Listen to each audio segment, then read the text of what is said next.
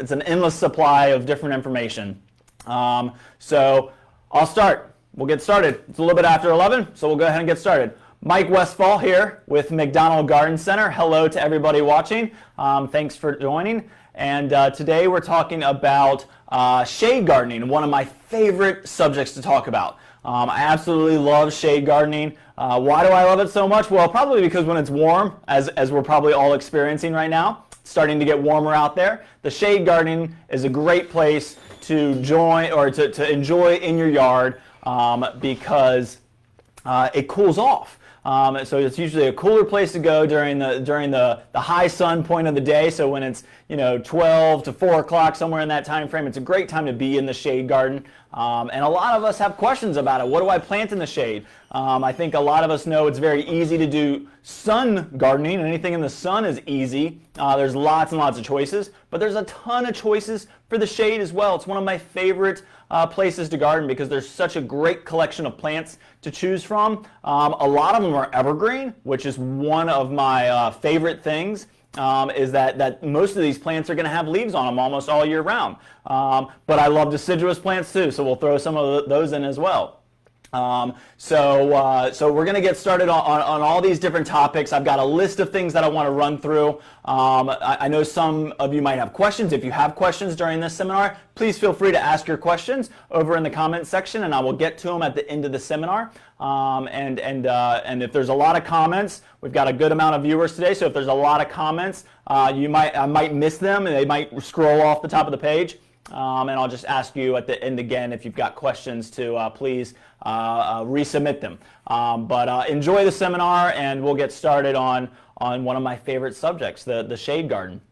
So the couple of different topics that I'm going to go over is what is shade. I'm going to talk about what is the requirements of shade, and then we'll go through all the different types of plants. That's what's really fun for me, is to just talk about plants. I got lots of plants around me, and I'm going to talk about a lot of them, if not all of them, and we're going to talk about trees. We're going to talk about shrubs. We're going to talk about perennials, annuals. I'll talk about some houseplants too, which will be kind of fun, and then vines and ground covers as well. And then I'll talk about kind of the design and the accessorizing that you can do in the shade garden. And of course, with all of our seminars, our notes will be done as quickly as we can get them done. So we'll get our notes out to you as quickly as we can so that you have those notes. So please feel free to take notes, obviously. But if you don't take notes and you're just enjoying watching, then we'll have those notes available on our website as soon as we possibly can. Usually it'll take us about 4 or 5 days. We'll get them up there, and then that way you can always print them off or just be able to view them online.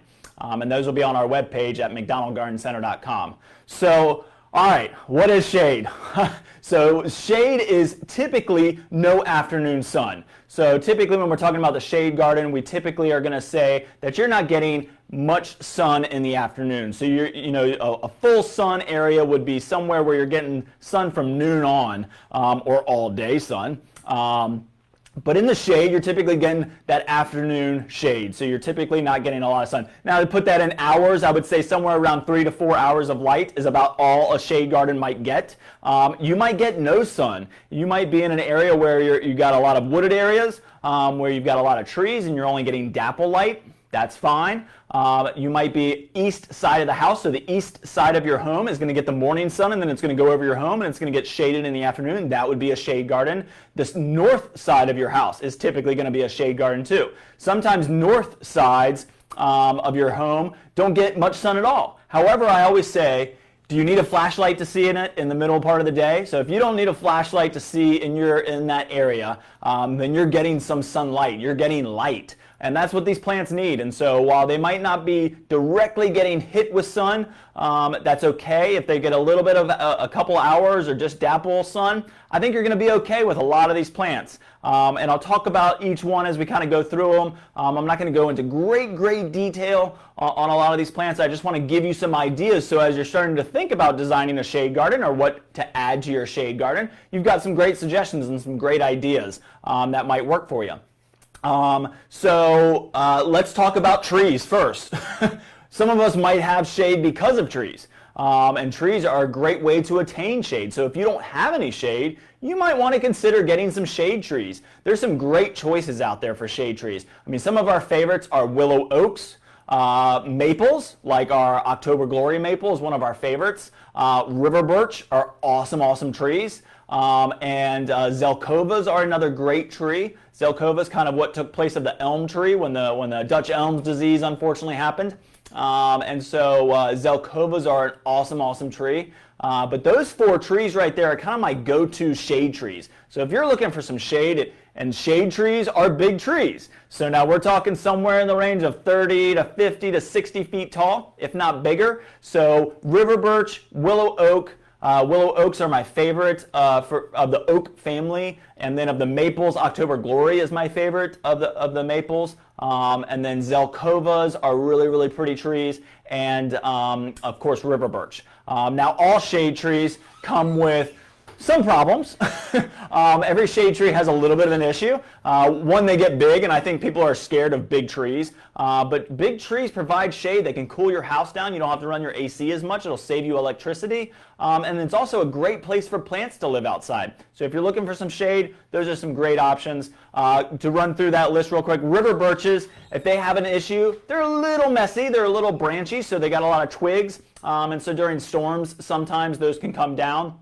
And so they can be a little messy sometimes in high drought periods when it's really, really dry. It'll drop half of its leaves in the middle of the summer just to protect itself.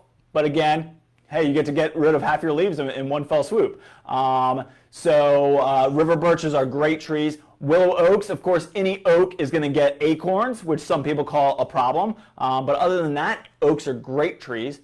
Maples are a little heavy in the root system on the top surface, so some people don't love maples because of that reason, but it's still a great shade tree, very strong tree. And then, of course, Zelkova. Zelkova doesn't really have a lot of major issues other than they're hard to find. So that is the difficult part about Zelkovas, is they're a little bit hard to get your hands on if you're thinking about them. But other than that, they're great root system, really nice, pretty shape, really pretty trees. So look into those 4 trees. If you're looking for a shade tree, those are our 4 favorites. Now, you can get shade other ways. We're going to be talking about crepe myrtles next week, and some crepe myrtles get 25, 30 feet tall. Some of your other trees will get 25 to 30 feet tall. You're talking about, cherries like Yoshino cherry, Kwanzan cherry, your ornamental fruit trees, your pears. So there's lots and lots of other ways to get some shade, even if you don't want a big, huge shade tree. Now what we call those are understory trees. So understory trees are typically going to be like your next tier down. But what I want to talk about next is trees that you can grow in the shade. So if you've got a shady area, if you've got a wooded area, but you want to add a little understory tree, or 2 or 3 or 4, there's some great options out there. So some of our favorites are dogwoods. Dogwoods, of course, is the state flower, is the state tree of Virginia, but it's a gorgeous tree. You can grow it in many, many different areas across the country. So dogwoods are amazing trees, really good option. If you ever see dogwoods growing naturally, you usually see them when you're driving on the interstate and you see them kind of poking out of the wooded areas. That's their home. That's where they love to be. So dogwoods love to be underneath other big old trees. You think about pines and oaks and maples, and then you've got your understory trees of dogwoods, and they bloom in the spring and they're gorgeous little trees. So dogwoods would be a great option for a small tree, somewhere between 15 to 20 feet high and wide. Very unusual shape and habit. Don't have a defined shape. They're not your lollipop tree, but they're a really, really pretty tree. Dogwoods are awesome. Another option would be redbuds. Redbuds are a great tree for the shade. So redbuds do take a little bit of shade. They're perfectly fine with it. I think a lot of us think redbuds need full sun, but they actually do a little bit better in a little bit of shade. They're a little protected. Sometimes you might experience a little powdery mildew on them, but out in full sun you might see some burn during the summer months. So it's kind of a give or take there. But you can easily treat powdery mildew. There's nothing you can do about summer burn. So I love redbuds in the shade. They kind of really, reach for the sun a little bit, so they'll stretch out a little bit, which I think is kind of a cool habit to kind of have that look to them. So redbuds would be a great little understory tree that can grow in shade areas. And then, of course, Japanese maples. I did a whole seminar on Japanese maples, so check that out. I'll just mention Japanese maples. I've got one here I can show you. So I've got a Japanese maple here. This is a really cool one. This one's a variegated one. This one's called Hana Tsukasa. So this one's really pretty. You can see that variegation in the leaves, that white color. And Japanese maples are awesome because they range in size. There's so many different sizes and habits and leaf colors. This one, of course, has that variegated leaf, which is really cool. I brought that in here because in the shade, we're typically trying to brighten it up. We're trying to add a different color. And so we're going to talk about that a lot today as I go through all these plants, is how to get color and how to brighten up shady areas. And this is a great option. Japanese maples, now of course they come in green leaf varieties, variegated leaf, red leaves, weeping Japanese maples, upright Japanese maples. So there's lots and lots of choices for different types of Japanese maples and lots of different size ranges. Some that only get 2 to 3 feet high, and then some that get 10 to 15 feet high, 12, or 20 feet tall. So depending on the variety, depending on your size or your space, this is a great option. Japanese maples, so many different varieties. I think there's over 10,000 different varieties now. We don't carry them all. We couldn't, but we do carry a great selection. We get another selection here in the fall. We'll get another big selection, and then of course in the spring we have a huge collection that comes in. But I just wanted to mention Japanese maples, great trees, and even in containers. So I grew all my Japanese maples in containers for years and years and years because I knew I wasn't going to probably stay in that home forever. So I decided to grow them in containers, and so I love them in a shade garden in containers. They look great. Now, Japanese maples can take a little bit more sun too. So again, watch my Japanese maple seminar. You can learn all you need to know about Japanese maples. But I just wanted to mention trees in general. So sometimes we might need big trees, so you might need to look into that as to where to place those. Of course, we've been in Hampton Roads for 75 years, and we've got lots of experts. So if you need to know how big a tree is, how far away to put it from your house, or to create a shade garden, one of my favorite areas that I've ever been in had 3 river birch trees, just very perfectly spaced in a kind of a triangle format, about 20 feet apart, and they were just gorgeous. Great trees. They had been limbed up nicely, and there was a couple benches underneath and a lot of different shrubs that were around in the area. Just one of my favorite areas that I've been in a shade garden, and so that was just one of those things that kind of stuck in my brain and said, I love this. So you can group some trees to create a little shade garden. You might have a shaded area, and that's why you're probably tuning in, is what plants do I plant in a shade area? But I wanted to start with trees. So now we know some trees, big trees, if you need them to create shade, and then of course some smaller trees that you can tuck into bigger areas or areas that you've got shade trees, or maybe again, east side of the house or a north side of the home. Japanese maples, red buds, and dogwoods are all great options, and love the shade. So that's my tree portion. Now I want to talk about shrubs here. I got lots and lots of shrubs that I want to show you.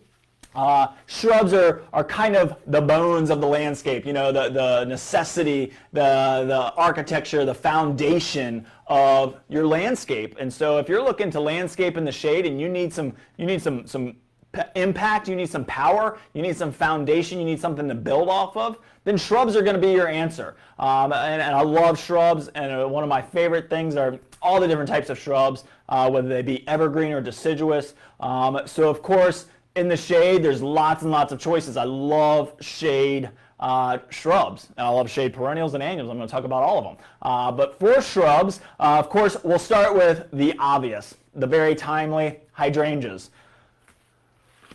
Lots and lots of hydrangeas out there. This is a little lime hydrangea. There's limelight. There's bobo. There's a lot of different of the white hydrangeas. This is an actually absolutely gorgeous one here, as you can see. And there's lots of different colors. Of course, there's a mop head hydrangea with the blue or the pink, depending on your pH. There's lace cap hydrangeas, oak leaf hydrangeas, lots and lots of different options there. I did a seminar on hydrangeas, so if you want to check out and learn everything you want to know about hydrangeas, check out that seminar. But I'll just mention hydrangeas. They range in size too. That's what I love about hydrangeas. Somewhere between 3 by 3 to 7 to 8 feet high and wide, so they can really fill some space. I mean, oak leaf hydrangeas are gorgeous in the shade, just amazing, amazing when they leaf out in the spring. So these are deciduous. All of your hydrangeas are going to lose their leaves in the winter, but they bloom all summer long. Really, really great plant. And then in the fall, you'll get some color too. Now, in deep shade, you might not get as much fall color, and that's okay. But they're great flowering plants that grow in the shade, very easy to do, and lots of varieties. So, of course, I had to put hydrangeas on my list of some of my favorite shade shrubs.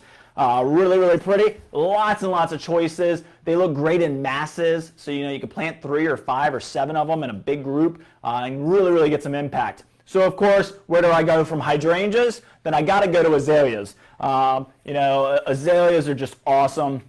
Look at this azalea. This is awesome. This is autumn embers. This is an Encore Azalea, so you always can see that Encore pot. Encore Azaleas are just kind of one of my favorites these days.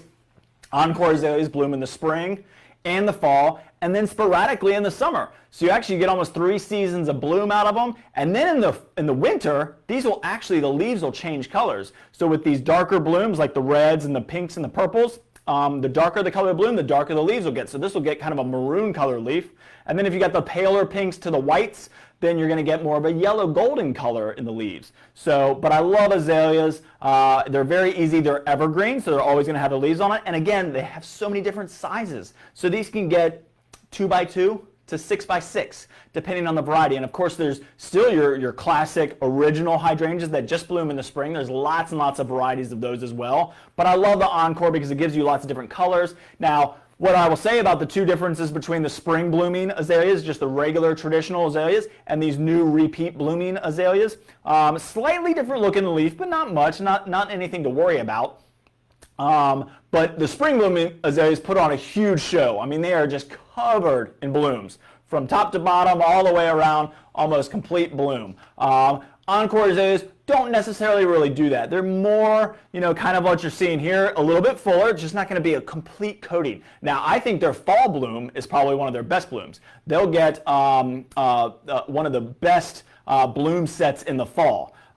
So very, very easy to grow. And then in the spring they're going to bloom, and then the summer sporadically. And you can trim these too, so you can keep these kind of small. I typically say to prune a traditional azalea or an Encore Azalea before the 4th of July. It's an easy day to remember. So 4th of July is a great day to remember to get out there and prune your azaleas, camellias. Really, really good option to get out there and prune those because they're going to start setting buds for their fall bloom or for next season. So that's kind of a good day to remember. I know we just passed the 4th of July, but still a good time to get out there and do it. I don't think you're probably too late. I think you can push it a little bit and go for it. But we don't want to wait too much longer because it's going to start setting its buds for next year. Now, Encores are going to start setting their buds for the fall pretty soon. In fact, you can see some of them in here already starting to form. They're starting to form already some flower buds for the fall. But Encore Azaleas are one of my favorites. This is autumn embers. There's pinks, there's purples, there's pale pinks with white striping in it. There's whites, and there's lots and lots of different sizes. 2x2 all the way to 6x6. So lots and lots of choices there. Evergreen, very, very easy to do. So let's go on to camellias. I mean, I'm kind of talking about your basics here of shade, but I love them all. So we'll talk about camellias. Now, I didn't bring a spring blooming camellia in. Spring blooming camellias are they have to have shade. So your Camellia Japonica is what you might call those. So Camellia Japonicas bloom in the spring, somewhere between February and April, maybe even into May. But your spring blooming camellias usually have a bigger leaf and usually have a bigger bloom. Now, they don't get as many blooms, but they require afternoon shade for sure. That's where they're going to be. The prettiest camellias that I've ever seen are underneath pine trees in a pine tree forest. Now, they're fine underneath oaks and maples as well. You just got to make sure they have some soil to grow in. But this is a fall blooming camellia. So this is a Sasanqua. Camellia Sasanqua. So there's lots and lots of different varieties of these. Shishigashira is the name of this one. It gets a pink bloom, as you can see here. But Shishigashira is a cool one because it can grow in the sun or shade. They do great in either location. But Shishigashira camellia is more of a shrub. So it's going to get somewhere around the 5x5, maybe even 4x6. It usually gets a little bit wider than it does tall, but it does great. Lots of small little flowers, but blooms heavily in the fall. And again, this one can grow in sun or shade. So if you're not quite sure, if you think it might get a lot of sun sometimes, then a fall blooming camellia could be a great option for you for lots of different areas in your yard. But especially in the shade, it's a great choice. I also want to just bring it in so you can see that waxy leaf. Love the waxy leaf. That's what you're going to get with the spring blooming camellia or a fall blooming camellia. So Shishigashira is a Camellia Sasanqua. There are tons and tons of varieties of spring blooming camellias. There's just so many to even try and mention. That might be a seminar that we do next spring, is on spring blooming camellias, because there's so many choices. Now, typically your spring blooming camellias, like I mentioned, bigger blooms, bigger leaves, still that waxy leaf. But typically the size range is pretty consistent in those. Somewhere between 6 to 10 feet tall and about the same width. So they're kind of big, almost gumdrop shaped shrubs. Now you can trim them. Pretty easy to trim. Just prune them after they're done blooming. The fall blooming camellias, we'd want to prune before the 4th of July. Your spring blooming camellias, you want to prune after they're done blooming before the 4th of July. Another good day to remember. But this is one that's called Autumn Rocket, one of my absolute favorites. Again, can take sun or shade, but I love it in the shade. Great in containers. This grows in a very columnar habit, so you can kind of see it right there in the shrub. Grows very columnar.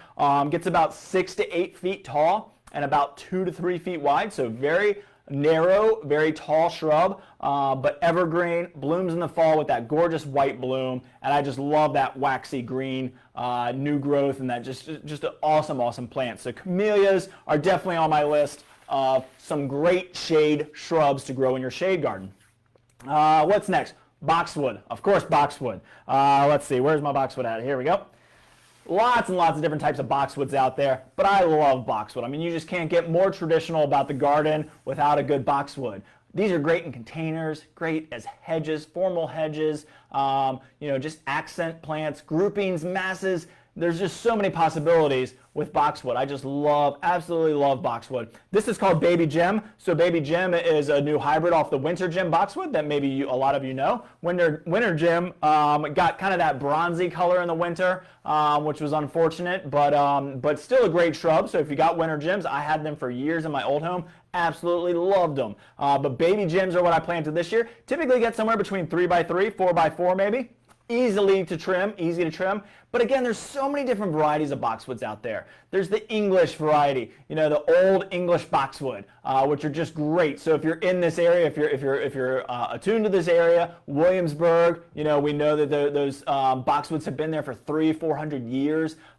So they're just amazingly slow-growing shrubs. My favorite story is my dad planted them in my parents, the home that I grew up in, and so I think I ripped them out, unfortunately, probably about 5 years ago. I transplanted them, moved them to a different spot, but they were only probably 3 feet tall, so they just weren't big enough for the front of the house, and so in 30 years, they had only grown to about 3 to 4 feet tall, so they were pretty small, and we needed something bigger, so of course we planted the Winter Gem or the Baby Gem boxwoods. Awesome plant, lots and lots of varieties out there. So there's so many different choices in boxwood, but I just love that green. It's evergreen, and they love the shade. They absolutely love it. Now, the Baby Gem can take a little bit more sun, so if you've got a little bit of a sunnier area, the Baby Gem might be a good option for you because it can handle that sun. And there's, again, lots and lots of varieties of different types of boxwood out there. This is just one of my favorites. Very easy to grow. You can keep them about 2x2 all the way to 4x4. You can prune them any time of the year, really, as a light prune. If you need to do a heavy prune, you want to do it somewhere after your frost date. Typically, that's going to be April 15th to May 1st, somewhere in that time frame. Wait for that date to pass, and then you can prune them pretty hard, and then that way they can reflush throughout the entire year. But you can always do a light pruning on them to shape. That's not a problem. I always let mine grow throughout the season, and then I'll do a little light trimming in the winter, so closer to like the mid-December, early December time frame, and use them to make a wreath, or use the boxwood indoor for the holidays. Awesome greenery for that. So lots and lots of uses of boxwood, and I just love them. Love the shape. They look great in a clay pot. Great in masses. Lots and lots of choices. So love boxwood. One of my favorites. Had to show that one off. All right. So what else do I have on my list? Fatsia. Another one of my favorites. So let's see. I think I grabbed a big Fatsia here so you can really see those leaves. Look at that leaf. I mean, that is an awesome plant. Fatsia, that big green glossy leaf, almost looks tropical. So it can give you that kind of tropical look if you're in the shade and you're looking for a tropical flare. But really easy plant to grow, evergreen. Definitely love shade. It gets a funky kind of flower in the winter, this kind of curly Q thing. You don't really see it too much. It's usually tucked up inside, but Fatsias are awesome. You can prune them. They typically get somewhere between 3 to 4 feet high, maybe 6 feet high, depending on if you're pruning them or not. You want to prune them in the spring. You just cut them back. They come right back. They're very easy to grow. So you want to prune them in the spring sometime after your frost date. But Fatsias are one of my favorites. Very tropical, very easy to grow. Just one of my favorite, all-time favorite plants. Love that glossy green leaf. Loves the shade. Great in masses. Great in containers. Just love this plant. But I also want to show you, there's a variegated one too. And this one is called Spiderweb Fatsia. So I grabbed a small one just so I could get all my plants in here. And you can probably just barely see that variegation in there. Let me see if I can get it closer to the camera. So you can see that variegation in there. Lots of really kind of, and when you're seeing it in person, there's lots of white striping in there, just on the edges, kind of dappled. But this is kind of cool because it'll brighten up a shady area. So again, we're looking for different textures, different colors, different shapes, different styles. And so Fatsia, the Spiderweb Fatsia, can give that to you because it's got that variegation in it. So you can see it right there on the edges of this leaf. So really, really pretty plant. Love Fatsia. Absolutely love it. One of my favorite, all-time favorite plants of all. So Fatsia, Mahonia. So Mahonia for years was always that kind of prickly holly Mahonia, which was a great plant, and you can still get them, but they were so harsh, super, super sharp, hard to work with, but this Mahonia is awesome. So soft caress Mahonia, this is indigo flare, but soft caress Mahonia, very soft leaf. Fern-like. I mean, I love how it's very fern-like. You can see that new growth has that lighter green color. Really cool. You can see the remnants of a little flower pocket over here. They get little yellow flowers, whereas your traditional Mahonia would get those big yellow flowers in the winter and then set blueberries. Really pretty plant. And again, still can get it. We don't carry them too often. We'll typically carry them in the fall, winter time frame.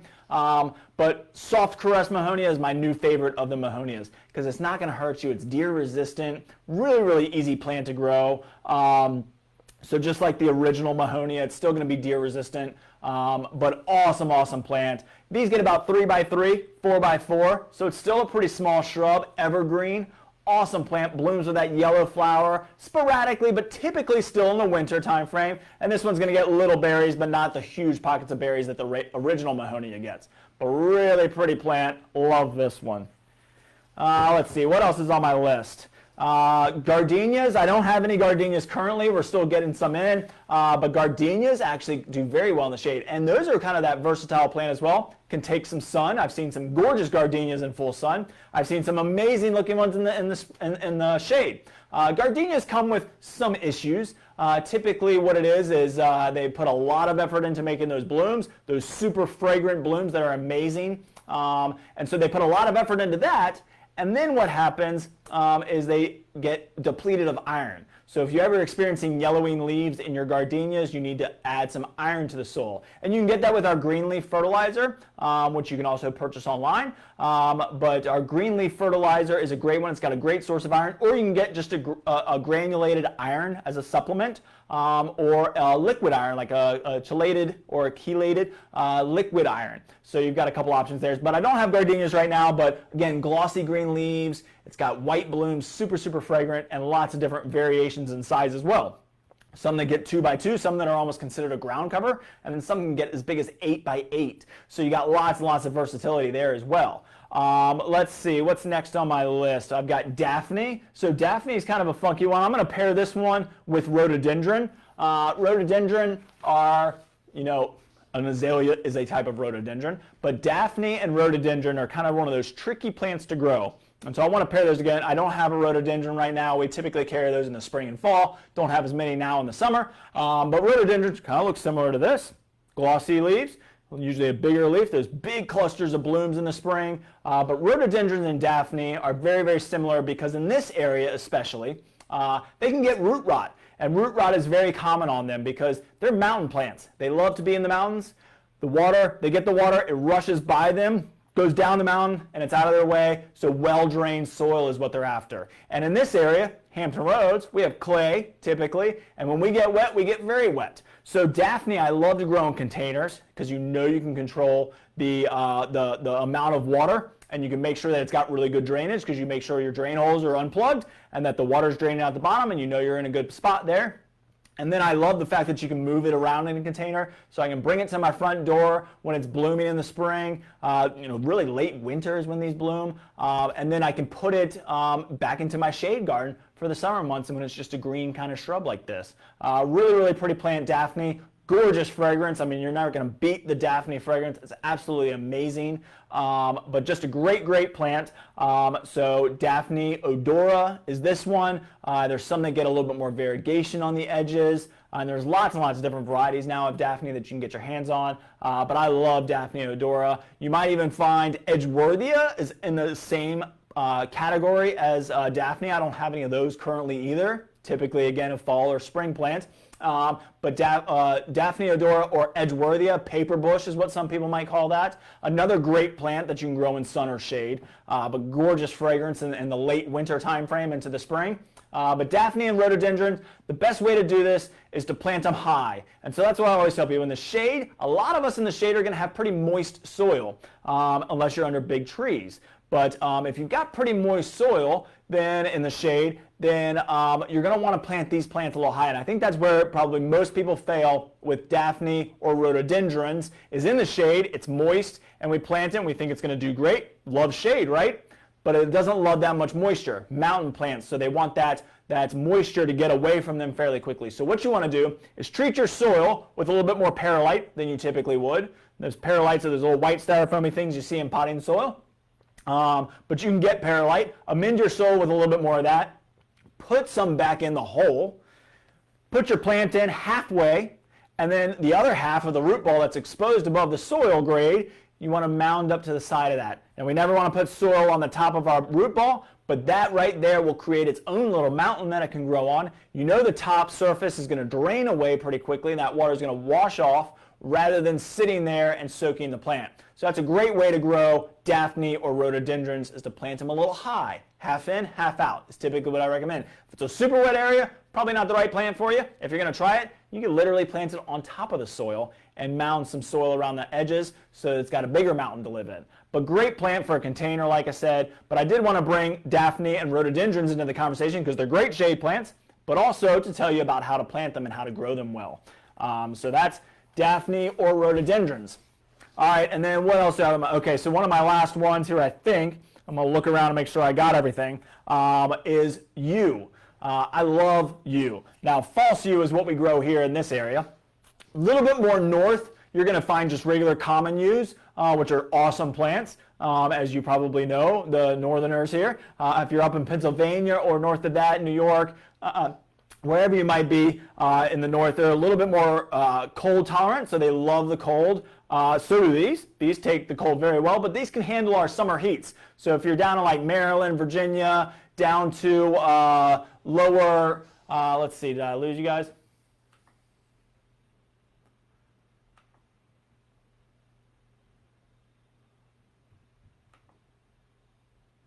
I'm going to assume that we're still on. I don't see you, or I don't see the monitor anymore showing a picture, but I'm going to keep going like everything's fine, and I'll see a comment if somebody says that we're not playing anymore. But yew is awesome. So this is a false yew. This is the fastigata type. This is the upright columnar type. So this one's going to get really upright. It's only going to get probably about 6 to 8 feet tall. Good. So everybody's saying still on. Good. Good to hear. So this one's going to get about 6 to 8 feet tall by about 3 to 4 feet wide. So again, that very columnar habit, great in containers. So an awesome plant in containers. It's evergreen and it loves the shade and gets this bright little new growth of this kind of lime green new growth. So really, really cool plant. So this one is one type, and that's how it grows. Let's see if I can find another one. This is another one. This is a more of a shrub form that grows very kind of shrubby. Now there's also some that get very low growing. So this one's really cool. I love just the texture of it. Again, we're looking for different textures and different habits and different growth styles in the shade. And this one kind of looks like a fern. Love this low growing. This is the Duke Gardens, which is a type of plum yew or false yew. But really, really pretty plant, very easy to grow, loves the shade, just great, great plant. I just love the look of this. I guess I'm into green, as you can see. I like lots of different shades of green and types of green. But yews are one of my favorites. And there's the upright, and there's more of the Drupacia, or the ground cover, or the shrub style. So you got one that actually grows a shrub and actually be trimmed into a shrub shape. Then you've got your Duke Gardens, which is more of almost a ground cover, very flat, very prostrate. And then you've got your upright growing, like the Fastigata here. So a couple different types of yews. Awesome, awesome plants. Great in containers, great in the landscape, just awesome, awesome plants. All right, I'm going to look around and see if I didn't grab anything else that wasn't on my list. I think I've got everything on the shrubs. Again, there's a lot of different options out there. Lots of choices. In just some of those shrubs, there's 100 different choices. I mean, in the hydrangeas and the boxwoods and the azaleas, you've got so many choices of different colors and different looks and different styles and different sizes. So that's what we're kind of looking for in the shade, is to change up some look and some texture and some size. So you can get that with shrubs. They're the bones. They're the foundation of a good landscape are shrubs. So I usually say if you're starting a landscape design, if you're starting something in your yard, then start with shrubs. It's a great place to start. All right, so then the next one is perennials. So we'll move on to perennials. Lots and lots of perennials. Love perennials. Perennials come back every year. Now, a lot of these are actually somewhat evergreen, and so they're actually going to be there year round, which is kind of nice. But a lot of perennials go dormant in the winter, and then they're going to come back in the spring. And so they're really, really great plants. So where do I start in the shade with perennials? Ferns, of course. Lots and lots of choices of ferns. This is a tassel fern. Tassel ferns are really cool. There's autumn ferns, which I absolutely love. I don't think I had one out there, or at least I didn't see one. But autumn ferns get that kind of cool autumn look. These are great plants. You find a lot of them in your spring and fall garden centers. But this is an amazing one, tassel fern. It's got all these kind of shredded ends, so it kind of looks like a tassel on the ends. Really, really cool. I just love ferns. Lots of different sizes and shapes again in your ferns. I also brought the Japanese painted fern, really cool one. So let's see if I can get that to the camera there so you can see it. I can't tell if this is working or not, but hopefully you can see this. But Japanese painted ferns can brighten up a shaded area, that blue kind of silvery texture and foliage. Just an awesome, awesome plant. So lots of different types of ferns. Japanese painted, tassel ferns, ostrich ferns, the autumn ferns, and all of those are evergreen. The holly ferns, almost all of those are evergreen, going to be around. Now, the Japanese painted fern does typically gets a little crispy in the winter, as I say. Depends on what your winters are like. But if it does, then you just cut it off. In the spring, it just comes back. It's amazing. The tassel fern is evergreen. The holly fern is evergreen. The autumn fern is evergreen. So there's lots of evergreen ferns out there that work great. Awesome texture, great habits, lots of different sizes. Typically, you're going to look at somewhere between the 12 to 24 inch range, high and wide. So you got a couple different options there for size. The Japanese painted fern is a little bit smaller, but ferns are awesome.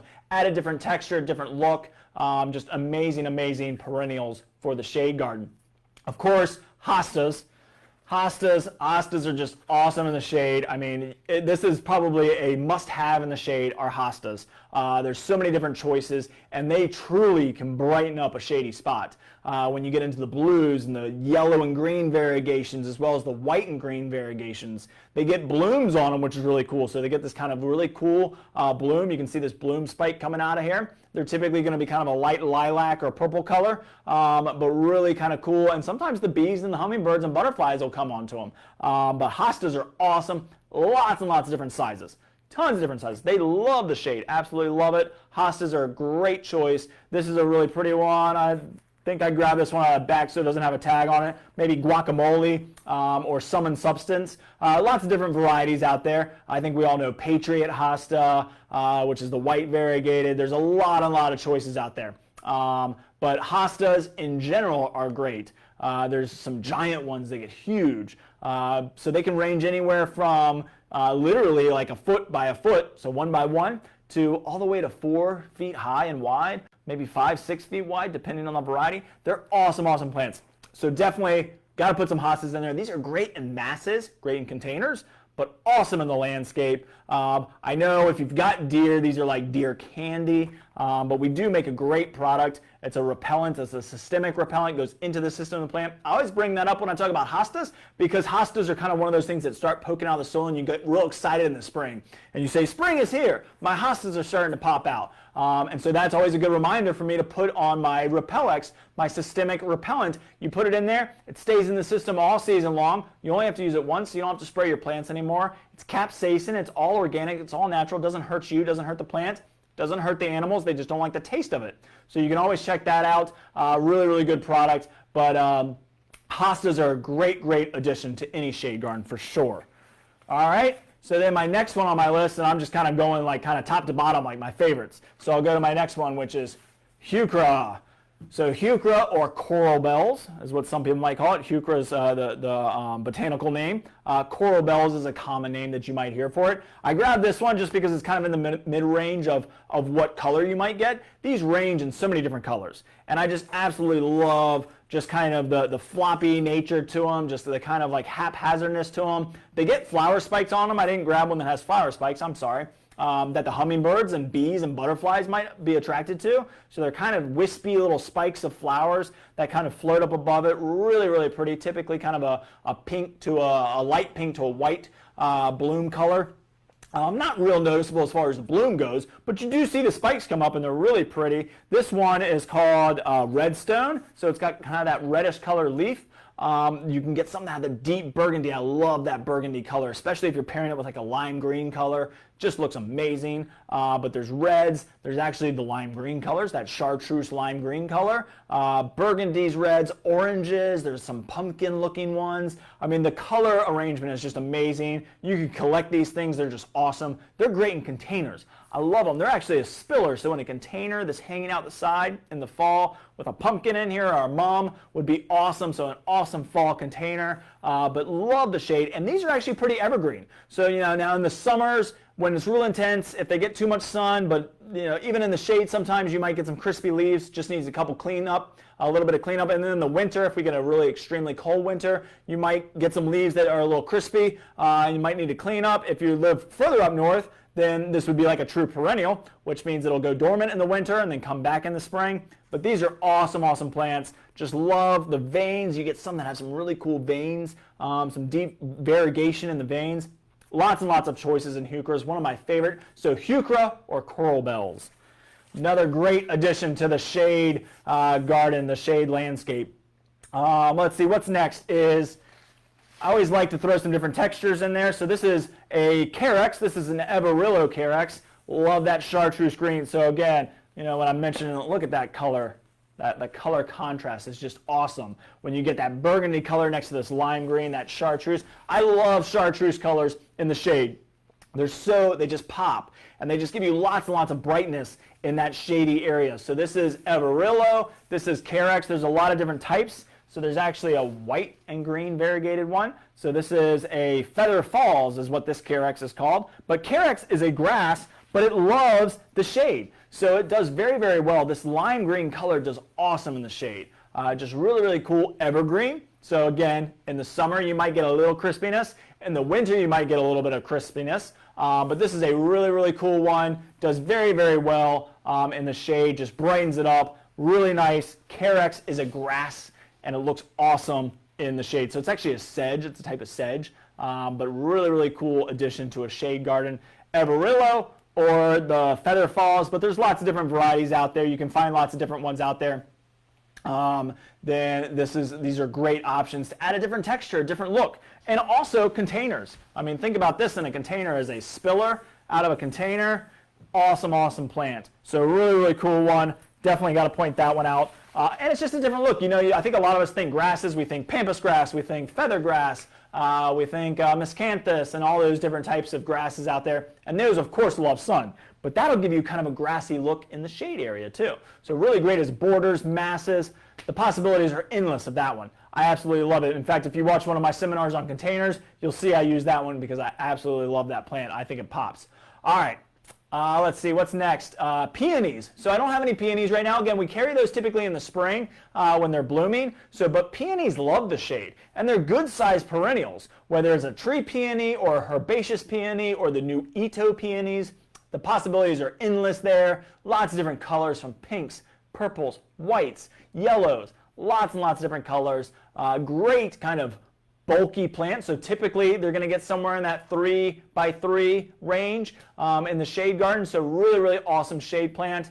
A lot of people probably grow peonies in full sun. They might think that they're full sun plants, which you can do. I've seen them grow in full sun. Typically right now in the summer months, they're not going to look real hot, and in the shade they will look a lot better. They'll do a lot better. Now they might bloom a little bit more profusely in the full sun area, but you're going to run into that issue in the summer where they're looking a little crispy, looking a little bit burnt up. So peonies I really prefer in the shade. I think they make a great addition to the shade garden. Sometimes you'll get powdery mildew on them. That's fairly common, especially when we have very moist springs, very cool, wet springs. Then you might experience some powdery mildew on them. Very easy to control. And then let's see what's next. Leopard plant. This is kind of a cool one. Don't ask me to say the botanical name. Farfagium, I believe is what it's called. But this is a cool one, leopard plant. So this is a cool shade perennial, awesome plant. You get these spots like a leopard. So really kind of different looking. They don't get real big, so it's a really easy plant to grow. They'll get a little flower spike on them, typically yellow, but really, really nice. Acanthus is kind of in the similar look. So if you're looking for a different type of look, acanthus is also in that. So acanthus is kind of a slightly different looking leaf, but gets this kind of cool little spike coming out of the top. I don't have acanthus right now, but acanthus is a great shade plant as well. Leopard plant is another really cool addition as a perennial. Let's see, what else do I have? Cast iron. I absolutely love cast iron plant. So cast iron is a really, really cool one. And they call it cast iron because it is like indestructible. Sometimes if you got moles or voles, the voles will dig this plant. They'll kind of get in there and eat the root system of it. So if you got voles, this might not be the best option for you. But if you've got a very dry, very bad conditioned soil or just a horrible area where you just haven't had a lot of luck growing anything, irises might be a good option because they can grow anywhere. But also cast iron plant. Really cool plant. It's just a foliage plant, really different. It might get a little bloom here and there. It gets a little white bloom, I believe. But cast iron plant is awesome. It spreads, so it's going to spread. It's going to start to kind of consume some space, so it's kind of almost a ground cover, but it's going to get tall. So this is about the height that it gets. This one's a dwarf, I believe. This one's called a tiny tank. But most cast iron typically get somewhere in that 12 to 18 inch range. And then they just spread. In the winter, you can get a little bit of crispiness. You might have to clean them up a little bit. In the spring, I typically went and always cut mine back real hard in the spring after the frost is done, after our frost date, our last frost date, typically April 15th. I would go cut them back and let all the new shoots come out so it was nice and clean all the way through the spring, summer season. But cast iron plant, super, super durable plant, awesome one. It is one of those that once you got it, it's kind of hard to get rid of. So not like bamboo. We can get rid of this one if we do, but you can move it. These are great in containers, but cast iron plant, super, super durable. I can feel it on the edges of this plant. I can feel it bulging, which means it wants to spread and get going. So really good one for the shade if you need to fill some space. Awesome, awesome perennial. Let's see, what else is on my list? Astilbe, I didn't have any Astilbe. Well, I actually had some Astilbe. But it was done blooming, so I didn't really have much to show you. But Astilbe kind of looks like a fern, and then it's going to have either white to pink to purple bloom spikes that come on top. Astilbe is an awesome perennial for the shade, loves the shade. Let's see, is there anything else that I grabbed? Let me look around, make sure I got everything. I'll probably miss something and then have to come back to it, but I think I got everything there for the perennial section. But again, lots and lots of choices. Those are just a few. Another one that I didn't mention was Hellebores. Hellebores, again, we typically carry in the spring, and then we'll get another group in the fall. They bloom in the winter time frame. So as I always tell people when they're looking for plants, garden centers and growers alike, are going to grow plants to produce blooms, to bring them into the garden center for us to sell to you. So if you're looking for a specific plant, you might have to wait for the right season to get it. And typically that's going to be closer to its blooming time. Like right now we don't have mums. Mums aren't going to bloom until the fall. Just like hellebores. We won't have hellebores again until the fall when they're about to bloom. So hellebores or Lenten rose, some of us might know it by Lenten rose, is a great evergreen kind of waxy, almost fern-like, hosta-like leaf to it. Really different looking. Gets a really pretty bloom in the spring or in the winter time frame. So it's going to bloom late winter, usually January, February time frame is when it's going to bloom. But Lenten rose or hellebores are awesome, awesome plants. Very, very durable. Another tough one. If you've got an area where you're not being real successful with growing some plants, and you know it's shade, hellebores or Lenten rose would be a great option. So just throw that one out there. And again, there's tons of them. There's lots of other plants that I'm sure I'm missing. Bleeding heart might be another option. Lots and lots of different choices for shade plants. I think there is one more that I did just remember. Let's see if I can find it here in my stuff. Maybe I didn't grab. Oh yeah, here it is. Poet's Laurel. So Poet's Laurel is another one. I brought this one just because I think it's kind of a cool looking plant, little waxy leaf. It's a little bit of a spreader, so it's kind of like the cast iron plant.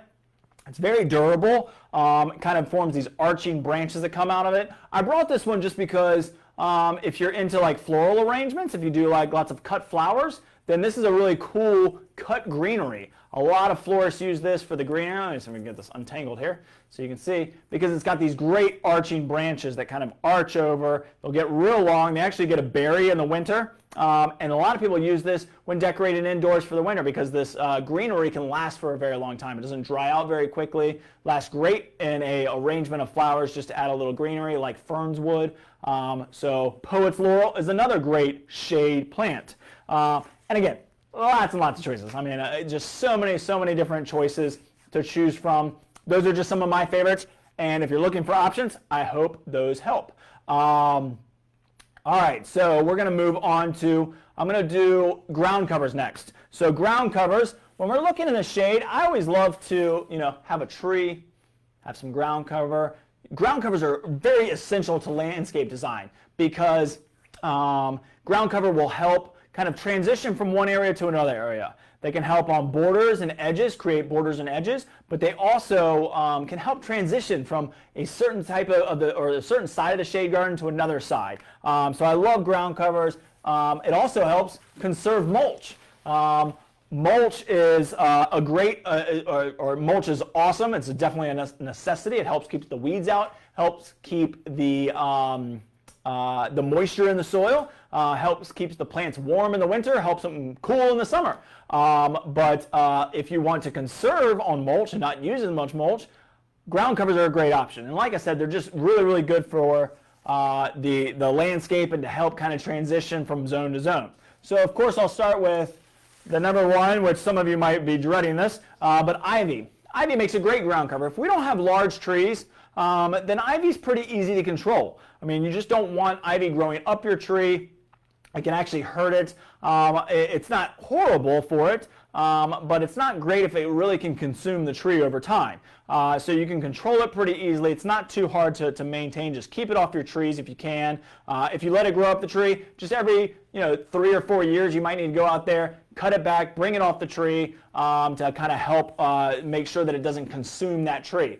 But there's a couple different varieties here. There's of course a variegated leaf and then a green leaf. There's lots and lots of choices really of ivy. Sometimes you might find this in your perennial department. Sometimes you might find it in our houseplant department. But all of ivies can take it outside. They're all very hardy. They can take it outdoors. So great in containers. So if you're thinking for a good spiller in a container or a hanging basket, ivies make a great option, and there's lots and lots of different choices for them, but they're an amazing ground cover. And I know I just saw a comment, ivy is evil. I know some of us have ivy, and so we might not like it, but it is a good ground cover. And for some of us that are dealing with situations where nothing is growing, ivy might be a good option just to get some ground cover in there, get something growing. I know a lot of us might have like southern magnolias and there's nothing growing under them. We've got them limbed up. There's nothing we can do about it. Southern magnolias are designed to grow all the way to the ground and have those big branches on the ground and mulch themselves. But if we limb them up and we're dealing with all those leaves, ivy is a great option that will grow underneath a southern magnolia very well. So ivy has its place, has its purpose. I love ivy for all of its different versatility and great in containers. So I know some of us probably hate the idea of ivy, but it is a good option if you need something that's tough and durable. Ivy is for sure. Let's see. So we've got Mondo Grass. Mondo Grass is a great ground cover. This is a black Mondo Grass. Let's see if I've got my other one. And then here's just a green Mondo. Black Mondo is really pretty. In the shade, it's just awesome paired with something like that chartreuse color. You're going to really see it pop. So I love black Mondo Grass. Really cool in containers. Great in the landscape. It's hardy. It's evergreen. You cannot kill Mondo Grass. It is super, super durable. Very, very easy to grow. It actually gets a little kind of white to pale purple flower. Then it sets these little black berries. You can see those black berries, which are kind of cool. But black Mondo Grass, and then of course there's just regular Mondo Grass. And Mondo Grass is a spreader too, great ground cover. This one gets, you can see the little white flowers in there, the little pale purple, so white flowers in there. There's also a dwarf Mondo Grass. I didn't see any out there, at least I didn't grab one. But dwarf Mondo Grass is a little bit shorter. It's probably about this size. It's about half the size of this regular Mondo Grass. But they're great spreaders. They're pretty slow growing, so they're going to take some time to cover some space. Pachysandra would be another good ground cover that will help consume some space. So Pachysandra is a great one for the shade. Mondo Grass loves the shade. Very indestructible plant. So you got three different types of Mondo Grass. You got your black Mondo, your regular Mondo, and then your dwarf Mondo, which I didn't grab, I'm sorry. But the dwarf Mondo is just a little bit shorter. But Mondo Grass is an awesome option for ground cover in the shade. Let's see, I also grabbed, so as I was talking about that Carex, so that Carex, that sedge is an awesome one in the shade. There's also a chorus. A chorus can take the shade really well too. And this is a dwarf chorus. So this one's really, really cool. We carry a lot of these Jeepers creepers, and you'll see these in some of your garden centers around the area. But Jeepers creepers, there's a lot of them that can grow in the shade very well. But this one's just really cool, makes a great border. You can grow some of these different types of Jeepers creepers or steppables in the cracks in like a walkway. So this is a really, really cool one. This is called a dwarf golden sweet flag or a chorus. But there's lots of different types of a chorus, and they can grow in the shade as well. But that's kind of a cool ground cover. And then, of course, I got to mention Vinca. I think a lot of us know Vinca as the annual, the blooming annual that we all love so much. But there's a ground cover Vinca, which is also called periwinkle. Some of us might know it by the name of periwinkle. There you go, periwinkle. But it's a Vinca. There's a couple different types. There's I think this is minor, so Vinca minor, which has the smaller leaves, and this is just the green variety. Really, really cool kind of ground cover. These are our little starter tubes, but this thing can grow and cover some space. Love this one. So Vinca is a really cool one. This one's minor variegated. So this one's got the variegated leaf, and it's got that small leaf. And then you've got your Vinca Major, this is a variegated one here. You can see the bigger the leaf. Let's see, let me get that other one up there so you can see the size of the leaves. So this one's got a bigger leaf, obviously, smaller leaf. But this one is a very good, aggressive ground cover. And so when I say aggressive, I think a lot of people get scared, but that's what you want in a ground cover. You want it to spread. You want it to cover up some space. So Vinca is a great option for a ground cover. Again, you need some space. You need to know that this is going to be, it's going to be, I don't want to use the word invasive. I don't know that it's invasive. But it's going to be there. It's going to cover some space. It wants some space to grow. So give it some space. So if you're looking for a good ground cover to cover some space, these might be good options for you. And I really think it helps delineate one section of the shade garden to another section. If you're trying to transition from a group of hydrangeas to a Japanese maple, and then you need to go to another plant, you can do that in mulch, of course, and you can do it with some smaller plants. But a ground cover in there really helps guide the eye and smooth the eye over to the next section. So think of ground covers as well. I'm going to move to vines real quick because I think a lot of us think vines are for full sun. You know, we think of vine roses. We think of our mandevilla vines. We think of clematis. Well, I'll start with clematis. There's actually a clematis that's an evergreen clematis. This is an evergreen clematis. It actually gets a white flower in the spring. It's super fragrant, but this is evergreen. It grows in the shade, loves the shade. So if you've got a pergola or a gateway or an archway into your shade garden, then the Evergreen Clematis could be a great option for you. Really, really pretty plant, very easy to grow, very durable, very, very tough. So you can throw a lot of drought kind of conditions at this. Very, very easy if you got a pergola in the shade or something that you want to grow a trellis, anything that you want to grow a vine on. So I think a lot of us are looking for maybe different options in the shade, and vines and ground covers are one of them. So vines are a great option to give you a little bit of height, different color, different shape, different texture. And this one blooms with a white flower in the spring, and it's evergreen. So this is Evergreen Clematis. Some people might call it Armandi, Clematis Armandi. Now even your regular clematis, you know, the ones that are blooming now, right now, and you see a lot of people growing them on mailboxes or small trellises, a lot of those can actually grow in a little bit of shade. My best advice for any clematis is to keep the root system mulched. That really helps keep the root system cool. They don't like getting real hot in the summer. But if you've got, let's say, 4 or 5 hours of morning sun, then you can grow just a regular clematis as well. Another vine is hydrangeas. So there is a vine hydrangea. So this is an actual vine. It's a hydrangea vine. They can actually grow in the shade very, very well. They love the shade just like all hydrangeas do. This is just a vine that actually has aerial roots that will cling onto surfaces and not hurt things. So I've seen this cover an entire side of a brick home. Gorgeous, gorgeous when it blooms in the early summer, late spring, with that white kind of lace cap bloom that kind of sits there on it. I couldn't find any that had blooms on it out there, sorry, but it's a really pretty white lace cap bloom. They're almost always white, and then very, very easy to grow. They will lose their leaves, but I think it's really cool when it loses its leaves because it's got this really kind of sharp looking bark to it. I don't know if you can see that right there, but that is it's a really kind of cinnamon colored bark, so it's really kind of cool. There's only a few different varieties. There's actually a variegated variety. There's one that's called Moonlight that's got a little bit of almost like a silvery color, a little bit harder to find. But just your traditional climbing hydrangea is a great option for a trellis, for a pergola, for an archway, for the side of a home, or for a fence. Very, very easy vine to grow. It will lose its leaves, but it's absolutely stunning, I think, in the winter as well. And it gives you some bloom. Now there was one other vine that I wanted to show you, if I can find it here. I got so many plants down here. I'm losing some. Is Jasmine. I think we all think of Jasmine as a full sun. For sure it loves full sun, but it can actually take some shade too. And this is an evergreen jasmine. Just got that amazing fragrance. You can see that white bloom right in there. They're pretty much done blooming right now, but they bloom in the late spring to early summer, and they bloom for a very, very long time. And so jasmine is a great option for I wouldn't put it in deep shade necessarily, but I'd put it in some shade. It'd be fine in a little bit of shade. What you got to be careful with jasmine is as you go north, for sure you're probably running into an area where it's not going to make it. This zones on this one, I believe, let's see if it gives me a list of zones on here. Is zone 7. So we're like right there on that border. We're 7, 8, right there in that range. So if you're anything 6 or lower, then you can't do jasmine. But Madison jasmine, there's star jasmine. There's lots of different types of jasmines out there. They're all pretty much the same. They're not super, super hardy, but in the shade, they do very well. The problem that you might have in the shade in our area, in the Hampton Roads area, is if we get a really extremely cold winter, which we've had before.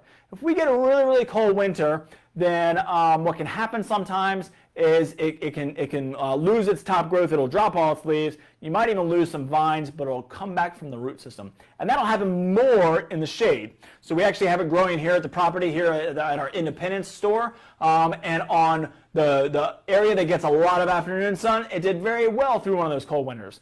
On the side, on the north side of a fence, where it gets shaded in the afternoon, it didn't do as well. It died off, came back from the root system. And that's because in a shady area in the winter, it's going to get even colder. The ground might not thaw during a hard freeze. And so that can hurt some of our semi-borderline plants as far as hardiness goes. But jasmine is a great option for a vine in the shade.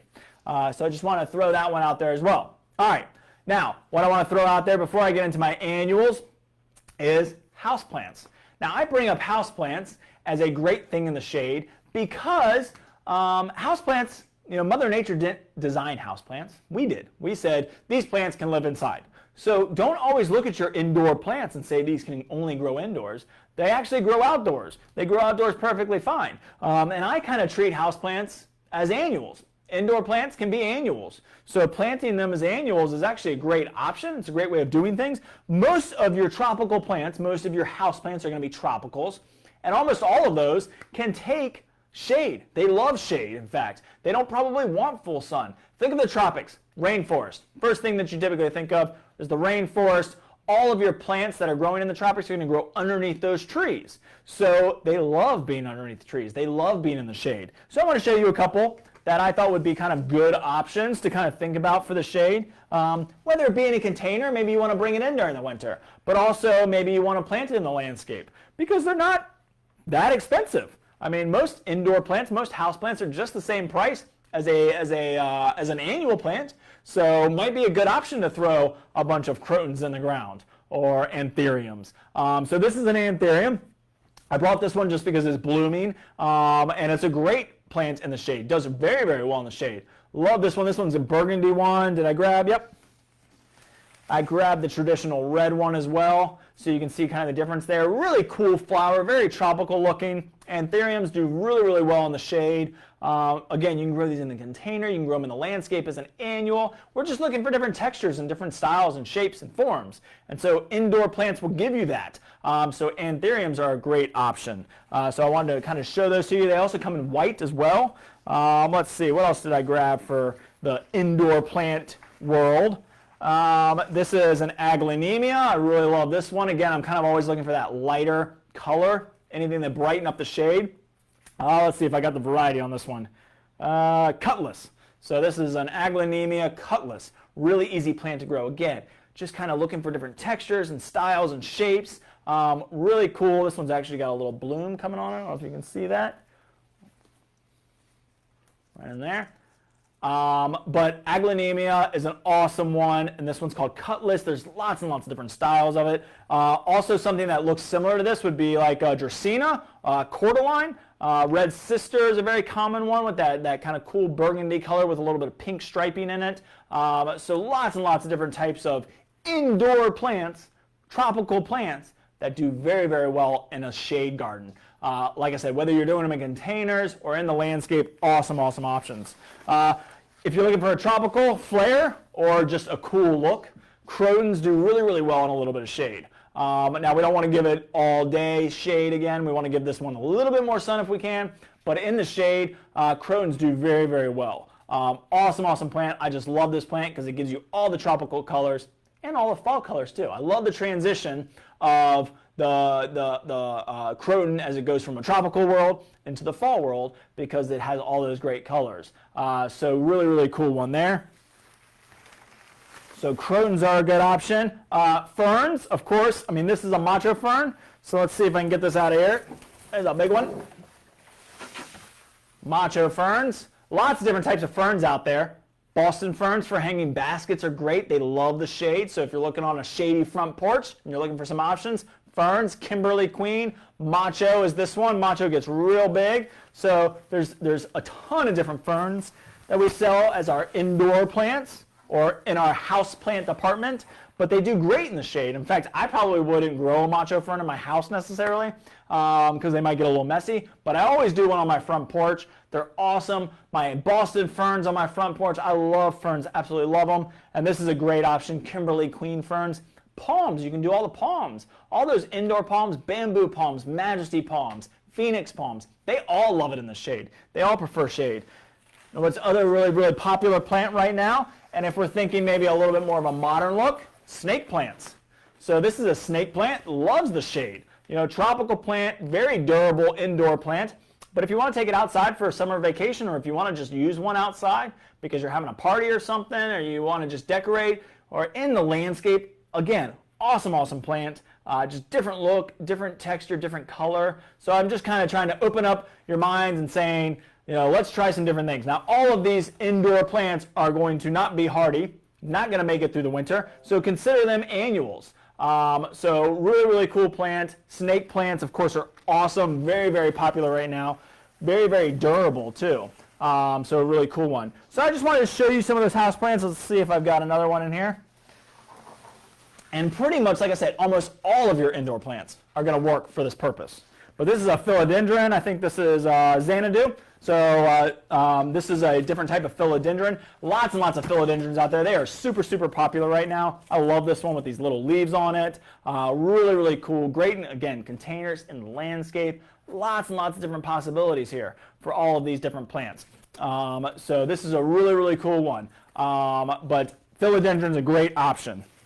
So I just kind of, again, wanted to throw out houseplants as a different kind of idea to say, think outside the box, think about different plants. And then I'm going to move to annuals real quick, and then I'll finish up with a couple of design components as well as some accessories that you might think of.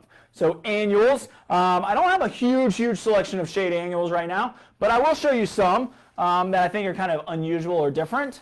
Coleus is awesome.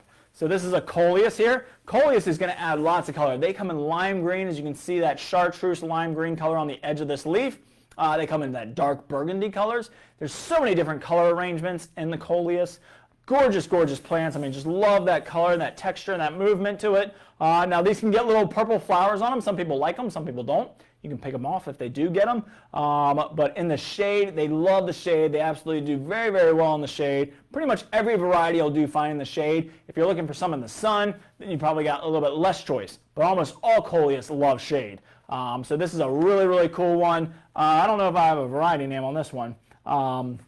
But this is a cool one. And if you've ever grown coleus, they will fill some space. They're not real expensive, and they add that great contrast. Awesome, awesome plant. Love coleus as a great annual. Now these, of course, annuals are not going to come back. So annuals you're going to replant every year. And I always say, and whenever I'm doing a landscape design or whenever I'm working with a customer and talking about landscape design, I always tell them to save a small portion of their landscape for annuals, for that color, so that you can change it every year. I mean, that's what I love about annuals is one year you might do pink, the next year you can do white, the next year you can do purple. So you can always change, and that's what's so fun about annuals. Always save some space in any landscape design for color, for annuals. And so let me show you another annual. This is a shrimp plant. Shrimp plants are kind of unusual and different. Has this little shrimp-looking flower that comes out of this white bud. So you got this yellow bud with these white flowers that kind of stick out of it like a shrimp. Really, really cool plants. These look awesome paired with white impatiens. So really, really pretty in the landscape in a container. Shrimp plants are awesome. Love the shade. They absolutely love the shade. They can take a little bit of sun, but really I prefer them in shade. They do much better. They're going to hold up much better in the shade. So this is a shrimp plant. Really kind of cool. I'm going to keep this in my hand because I'm going to show you impatiens next. And look at that color. I mean, look at that. With that white flower, that yellow bud and that white flower with some impatiens. Awesome. So shrimp plant's a cool one. Impatiens, one of my go-to favorites for shade because of just the amount of color that they get on them. This is a New Guinea impatient. Sun patiens, while they are called sun patiens, do very well in the shade. I mean, the New Guinea impatient and sun patiens are very, very similar. Sun patiens are just hybridized to be able to take more sun, more of that direct heat. But in the shade, they do very well. Garden impatiens are very, very good, but I absolutely love New Guinea impatiens, whether it's in a hanging basket or in the landscape. They are just awesome, very luxurious looking plants, that glossy leaf. They come in whites, pinks, purples. Very easy to grow. You don't have to deadhead them. Just let them go. Sometimes you got to go pull out some of these brown blooms or these sticky leaves on there sometimes. But really, other than that, they're just super, super easy, and they just bloom profusely all the way until fall. Awesome, awesome plants. They're New Guinea impatiens, garden impatiens, sun patiens, all work great in the shade. Add tons of color. And then, if you know me, if you've watched any of my videos before, you know that I love begonias. So I'm going to pull this one out of here just so I can show you. Lots of choices of begonias. I absolutely love begonias. For me, they just brighten up a shady spot. There are two different main groups of begonias to start with. Bronze leaf begonias, which really prefer more sun, and green leaf begonias, which really prefer more shade. So this is a green leaf begonia. It's actually a dragon wing begonia with these pink blooms, absolutely stunning. They can come in red blooms as well. Now also in just your regular green leaf begonias, you can get white, pink, or red. And then there's a ton of these begonia solenias. So if you're interested in those, go watch my container video when I did show-stopping containers. I show some begonia solenias in there. I also think I did it in my top 10 shade annuals. You can check out my begonias in that one as well. But begonias are my all-time favorite. They're just so easy to grow. You don't have to deadhead them. The flowers just fall off and they produce more blooms. They bloom profusely. You can actually bring these indoors if you want to grow them through the winter season inside. But I love them in the landscape. They produce. They're very easy, they're very drought tolerant, very durable plants. You can grow them in different shapes and sizes because of all the different varieties they now have. But I absolutely love begonias. One of my favorites. I love that dragonwing, just love that plant. It just looks so healthy, so green, and then all those really pretty clusters of blooms. So begonias are a must in my shade garden for sure. And then of course there's a lot of other shade annuals as well that you can do. But those are kind of some of my favorites. The impatiens and the begonias for bloom color, and then my coleus for that kind of different kind of texture and different coloration as well with the foliage and that.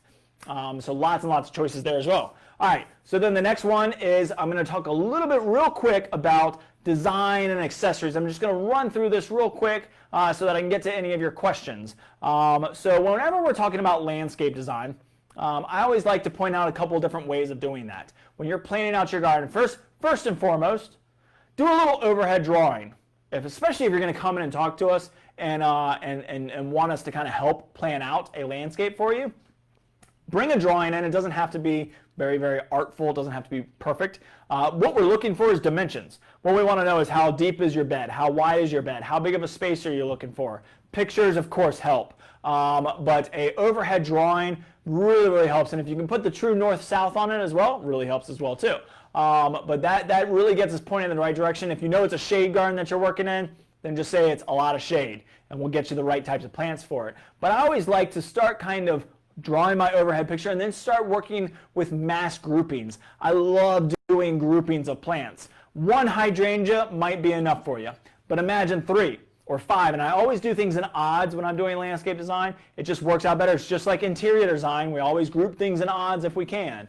So 3 hydrangeas, 5 hydrangeas, all of one type, that limelight hydrangea. Think of 5 or 6 or 5 to 7 of those in a group would be absolutely amazing. So 1, if that's all the space you got for, of course, perfectly fine. We'll treat it as a specimen plant, perfectly fine.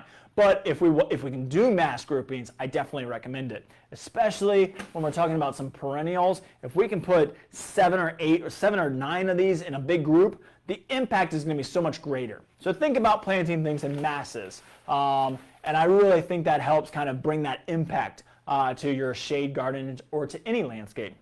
Layering. Think about your different layers. How do you want your eye to move through those layers? So trees give you a little bit of height. If you got a pergola or a structure, do we have something that we're trying to kind of focus the eye on? And then how do we play with that movement? So layering is very important. And what that means is just know the size of your plants. So if my plants get 6 by 6, then I might not want another 6 by 6 plant next to it. I might want a 4 by 4 so that it brings the tier down. And then go down to a 2 by 2 and then maybe a ground cover so that we're kind of layering our plants so that we can see individual plants, but we also can help guide the eye and move it through the landscape. Curved lines would be my next suggestion. Make sure you throw some curved lines in there. We don't want straight cut off bed lines. So if you've got a shade area and you're doing it on the back of a fence or something, you got a fence, backyard, shade area, we don't want to do a straight line across. We want to add some curve to our line. So think about that as well. Again, guiding the eye, making it simple, making it easy to see. Let's see, texture. We talked a lot about texture today. There's so many different types of texture and colors of plants, so always think about texture when you're looking in the garden. Change texture from a glossy leaf to a fern-like leaf. If I've got a camellia in one spot, then I might do a mahonia nearby because that texture adds that different look. And then of course you can always throw in something with a different color like a chartreuse color, hostas, the Heuchera with that different color. So you got lots and lots of options to be able to play with texture and color and form and habit. So think of all those things there. Containers. Throw some containers out there for sure. It's going to add that hardscape texture, a clay pot in the shade with a croton, with a hydrangea, with whatever you want to put in there. Lots and lots of options. Throw a ceramic pot in there. Put a little, I always take a couple bricks and put a little riser and then put my container on that. That prevents it from freezing in the winter. It also makes sure the drain holes stay clear. I don't use saucers in my landscape for sure. I always just kind of build up a little brick pad for them to sit on. That really helps. You can just get one of those square cement stepping stones, pop that on the ground, put your container on top of that. You can use plastic containers for sure as well. These are plastic right here. So you can get lots and lots of different looks, but think about containers in your shade and planting up some shade containers with begonias and different types of plants like that. Ferns, awesome, boxwoods. So lots and lots of choices of things that you can do in containers. Hanging baskets, so if you got a pergola or an archway or a shepherd's hook or a small tree that has nice sturdy branches. Think about hanging baskets in your shade. Begonias, dragonwing begonias are gorgeous in hanging baskets. Boston ferns, impatiens are great options for hanging baskets. So if you're looking for a different height, a different range, different size, different shape, look at hanging baskets might be an option. Throw some accessories in there as well. Wind chimes are awesome in the shade. A bird bath in the shade, give them a little reprieve from the sun. Throw a bird bath in there, maybe a couple bird houses hanging from a tree. They love to be in protected areas, so think about bird baths. Walkways. You can make a walkway out of mulch, so if you do mulch in your shade garden, you might throw a different color mulch down. You might do a red mulch or a black mulch or a cedar or cypress that will help kind of delineate this is a pathway. You might use hardscapes like stepping stones or bluestone or different types of things like that to create that walkway through your shade garden. So walkways add a lot of different texture and style. And then fountains. Fountains add a different thing. They'll add some water source. They'll add a sound to your and they also add that hardscape, that concrete look. Statuary, garden art. So stakes and statuary and gazing globes. All of those things add a lot to a shade garden. And then of course, as I mentioned, mulching your garden off at the end always finishes it off, always makes it look so nice. And then the last thing I'll throw out there is benches. Throw a bench, put a bench into your landscape, into your shade garden. Because what are we trying to get out of our shade garden is a nice cool place to go when it's hot outside. We can go and sit in our shade garden, but you need a place to sit. And a bench is a great option. You can put it into any landscape design. It's so simple. So easy. Now if you can form a little eating area, maybe it's a secret garden and you want to put some gravel down with a nice table and 4 chairs, then that's a great option as well. But just a bench by itself is a great option. Maybe it's a bistro set. Think about those types of things because you want to enjoy your shade garden and you want to go sit in it. I always think of the secret garden or a shade garden as somewhere that you can go and enjoy. When it's hot outside, trees, big trees, especially if you're working underneath big trees, they actually exhale oxygen. As they consume that carbon dioxide and exhale oxygen, they will actually create their own breeze. They can lower the temperature by 10 degrees just by sitting underneath a good shade tree. And it always feels like there's a breeze underneath a shade tree, and that's because they're actually releasing oxygen. And that process that they're going through actually creates a breeze by sucking in the carbon dioxide and releasing the oxygen. Creates a breeze, can decrease the temperature by 10 degrees. So you want to be in the shade when it's hot outside, when it's 90 degrees outside, 95 degrees. It's actually going to be 10 degrees cooler in your shade garden. So plant some big trees if you don't have them. I definitely recommend it. Or if you've got big trees, you already know you're just looking for good plants. I think I gave you a lot of good suggestions here today. These are great options for plants to grow in your shade garden. And then I gave you a couple design and accessory tips as well. So we talked about different trees, shrubs, ground covers, vines, the way of using indoor plants outside. Think about those options. And then of course annuals for color. Lots and lots of choices, lots of things to think about. Hopefully this helps get you inspired and gets you really excited to get out there and work in your shade garden. I hope you enjoyed this. I'm going to answer your questions now. So if you didn't have any questions and you're taking off, have a great day. If you're going to stick around, I'm going to start answering all your questions. Thanks again for joining. All right, I'm going to take a quick drink of water here. All right, let's go through some of these questions. So I'm going to scroll up to the very top question, and if I've had too many comments, I'm not going to be able to see them all. So we're at the ivy. So the first one is ivy. Ivy is the devil. So if you asked your question before that, then ask it again. So people are saying no ivy, no ivy. All right. I love ivy and built a green wall using it on a chain link fence. Perfect. Diane, great option. Darlene is allergic to ivy. That's no good. Michelle said, I love ivy and so do my dogs. Great. Ivy and lemon balm are evil. So how do you keep grass ground cover trimmed? So if we're talking about Mondo Grass, and I didn't even show Liriope. I don't know if I had Liriope. Yeah, I did bring a Liriope. So Liriope is one here. Liriope and Mondo Grass in general, your grassy ground covers, even this Carex, the Everillo Carex. If you're going to keep them in control, or if you're going to keep them cut, what I would typically do is cut them in the spring. So you want to cut them before new foliage starts to come out. So typically that's going to be very early spring. In this area in Hampton Roads, that's usually going to be somewhere around your March to early April time frame. Give them a nice trim them, give them a cut back pretty hard, and then all that new foliage will come right back out.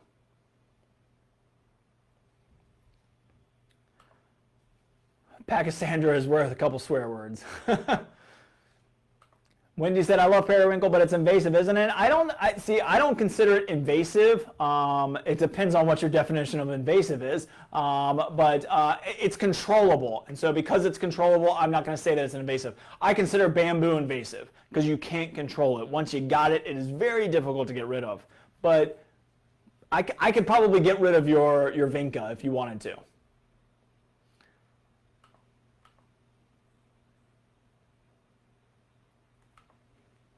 Let's see. What about myrtle? It covers under my forest area. Purple flowers are beautiful. So I'm not quite sure what you mean, Betty, by myrtle. So if you're talking about underneath your crepe myrtle, your Vinca underneath your crepe myrtle, that'll be perfectly fine. Ground covers like Vinca and Mondo Grass and Pachysandras aren't going to hurt the plants that they're growing around. And so if you're talking about your Vinca underneath your crepe myrtle, you should be fine. It's not going to hurt it at all.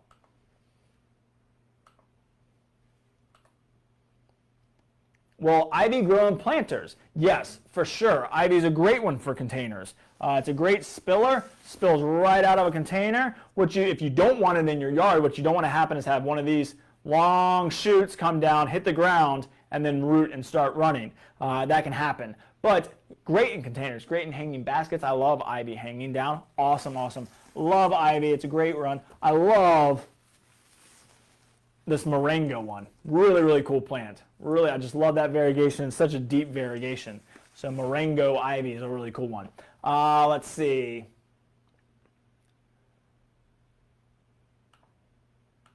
My ivy hydrangea isn't blooming. So you're probably talking about your climbing hydrangea. Yeah, so climbing hydrangeas can take some time to bloom. Typically, they need to at least be 5 to 6 years old to bloom. And they're not real profuse bloomers, but as they age, they typically will. So if it's a younger one, give it some time, would be my option. If it's been there a while and it never has bloomed very well, then we might want to force it. We might want to try forcing a little bit. So first thing, don't prune it. The only time to prune climbing hydrangeas would be now. They're going to bloom on old wood, so you want to make sure all that old wood is on there for next year. And what that means is go watch my hydrangea seminar. Donna, if you're interested in learning more about hydrangeas, go watch my hydrangea seminar. It was nothing but hydrangeas. But real quick, don't prune them in the winter. So when all the leaves fall off in the winter, don't go out there and trim it. All that wood that's on there is what it's possibly going to bloom on next year. So it blooms on old wood, so make sure to know that. And then so try 1 year just not pruning it at all. If it doesn't bloom the next year, then we might need to add some phosphorus to the soil. which will help kind of hopefully force it into bloom a little bit. So phosphorus is your middle number on a fertilizer. That's going to help produce blooms. Will deer eat the indoor plants? That's a great question. Shouldn't eat most of them. They shouldn't be real familiar with them. I would think things like the anthurium and dracaenas and snake plants. I can't imagine they will, but I've never really looked into it. So I would say, because I'm always kind of know what my deer resistant plants are in trees and shrubs and perennials, but I'm sure that's some research that you can do online very easily to find out if deer eat them. I can't imagine they do, but I would say check before you try. You can always do a test. You can take one out there, put it in a pot, leave it there, see what happens, see if they mess with it, but I can't imagine that they will. Not to say that some of them won't. Cordyline in the shade, for sure. Cordyline loves it in a little bit of shade, for sure. Cordylines an awesome. Jessica, that's a great question. Cordyline works very, very well. Crones can be dangerous to animals, I believe. Carolyn, I'm not sure. So wild animals are a little bit different than like our domestic animals. So cat, I'm not going to say that outright, but cats and dogs that we have in our home and we're worried about our indoor plants with them, for sure, do some research. Go to the ASPCA website. They have a great list of all the plants. I always tell people that is very hard information for us here at the Garden Center to remember. Now we know some certain ones are obvious that we know that we wouldn't recommend around dogs and cats that they will mess with, and dogs and cats will just try anything. But deer, rabbits, your outdoor, your wild animals know which plants to eat and which plants not to eat, and they should at least. And so again, if you're worried about that, always go to the ASPCA website. They have great information. So if you're worried about that, for sure, check into it. I never want to kind of come outright and say, go for it, do crotons out in the yard. If you're worried about wild animals or your domestic animals, definitely do a little bit of research there. It's always better to know before you plant, so definitely check that out. Diane said, will crotons winter over? No. Crotons are going to be annual in this area. So their zones are like 10 to 11, I think. So we don't live, in Florida. Yes, these grow year round, but here they're going to die in the winter. So treat them as an annual, but awesome in containers or in the landscape. All right, so Donna, sorry you had to go to an appointment. So Dracaena plant is toxic to cats and dogs if they chew on the leaves. Yes, so that might be true, and so again, there's lots of information on the website, on ASPCA's website, so check that out. And if you've got domestic cats or dogs in the area, then might not be the best option, but in a container, up on a table, or up on a brick, might be a good option too. So Jessica said, any fruit or berries that are good for the shade? So unfortunately, not for deep shade. And now if you get into, I might suggest going to watch my edible seminar. So I did a seminar on fruits and berries. Raspberries, blackberries, blueberries are going to be probably where you're going to have the most success if you get enough sun. And so what I mean by enough sun is they at least need to get some bright sun, preferably in the afternoon. So if you get shade to like, let's say 10 o'clock, and then it gets shade again from 2 o'clock, but you get good sun from 10 to 2, even though that's only 4 hours, that might be enough sun to grow some berries. Fruit trees, maybe not so much. Figs could probably take it. Now, figs are pretty versatile. So figs might be able to grow in a little bit of a shady condition and still produce some figs for you. But you can always test it. We can always move plants. I think blueberries would be a good option to try. And then maybe not strawberries so much. They really need more sun. But you might get away with blackberries or raspberries in a little bit of shade. But if you've got all day shade, most of your edible plants aren't going to do too well.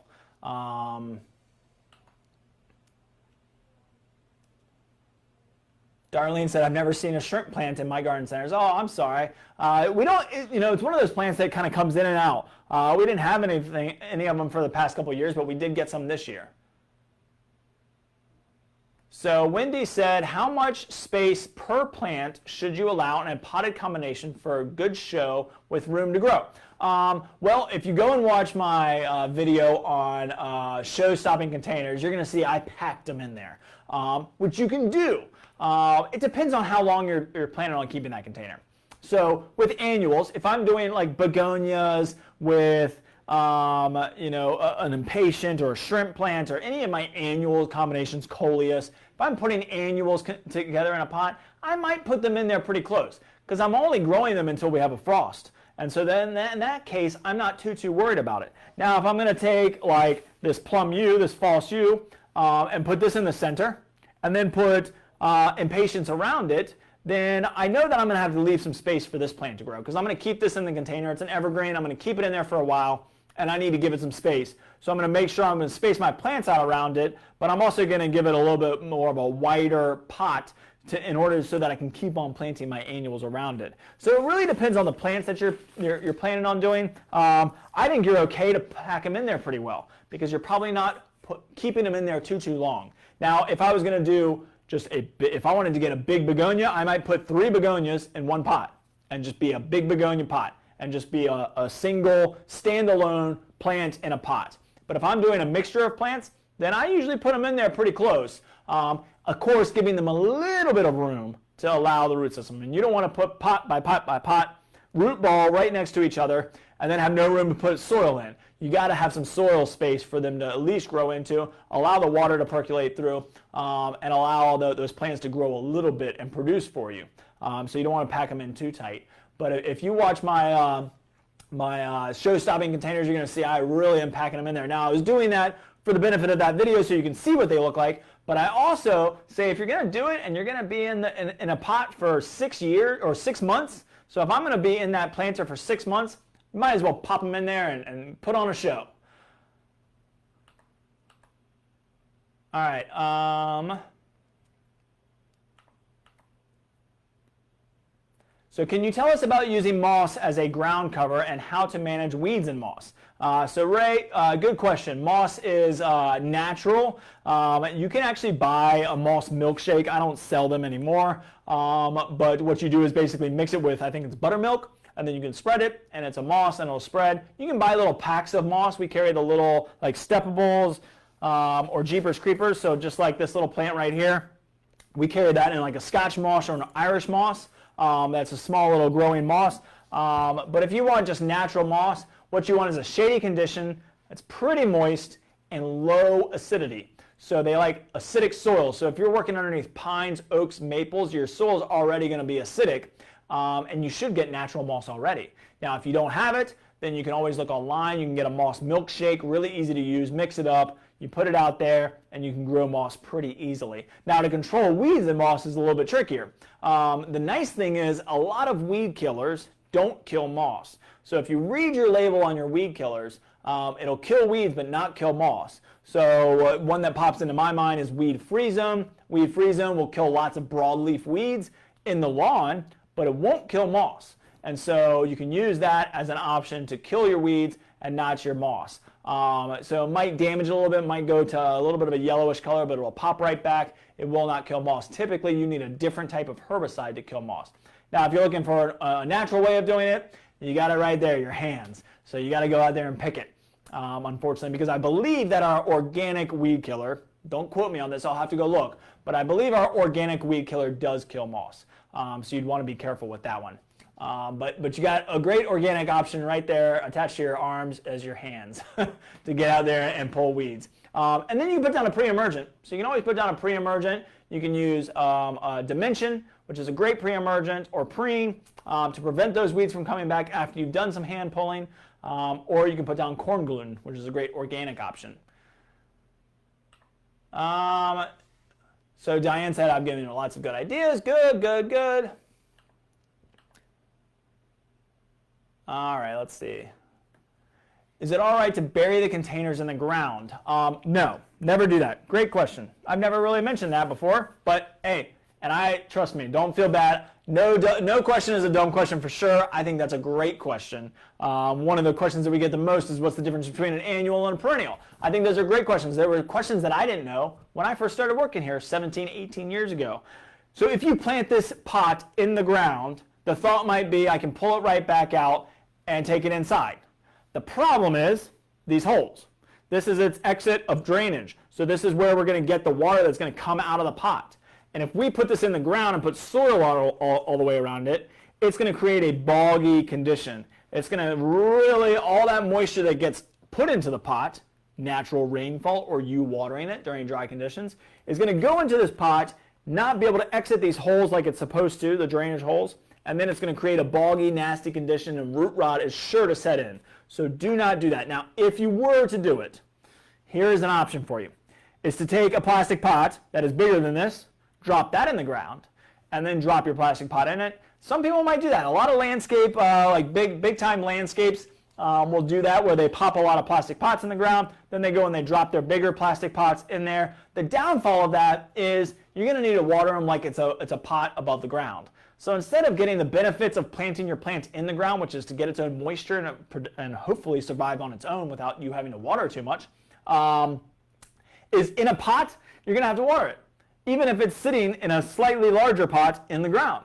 Maybe not as much as your above ground pots, but still it's going to need to be watered because it's not having a root system that's going to exit into the soil around it. So don't plant your container straight in the ground. That can certainly kill it. If you want that option as planting a different or doing a slightly bigger pot in the ground to slip them into, that is an option. But I would say just go ahead and plant it, and then you can always dig it up if you're going to move it back in for the winter. Dig it up, put it in a plastic pot, move it into your garage, and then you can move it indoors later after that.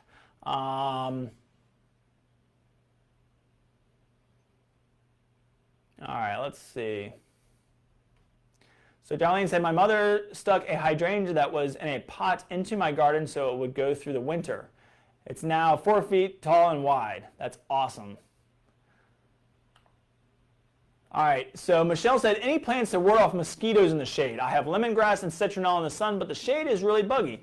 That's a great question. You know, one plant that will grow in any condition is mint. Mint would work. It'll definitely grow in the shade a little bit. What I will tell you about mosquitoes in the shade is that's where they are. So if you're sitting in full sun and you're getting lots of mosquito action, they're coming from shady spots. So they're typically living in the shade. So what I would do is get a mosquito repellent. We sell an organic, all-natural mosquito repellent that you can spray in the shade, and then that way they won't make their home in there. So what the mosquitoes are doing is in the hot part of the day is they're staying in those shady spots, and then they smell you sweating out in the sun or in the shade, and they're going to come to you, and that's how they find you. But they're typically living in big shrubs, big hedges, underneath trees, in the shade. That's where they are. They're being protected. They come out to get you by being in those protected areas. So if you're working in the shade, you might see a little bit more action in mosquitoes. I'm not saying that the citronella plant wouldn't grow in a little bit of shade. I think it will.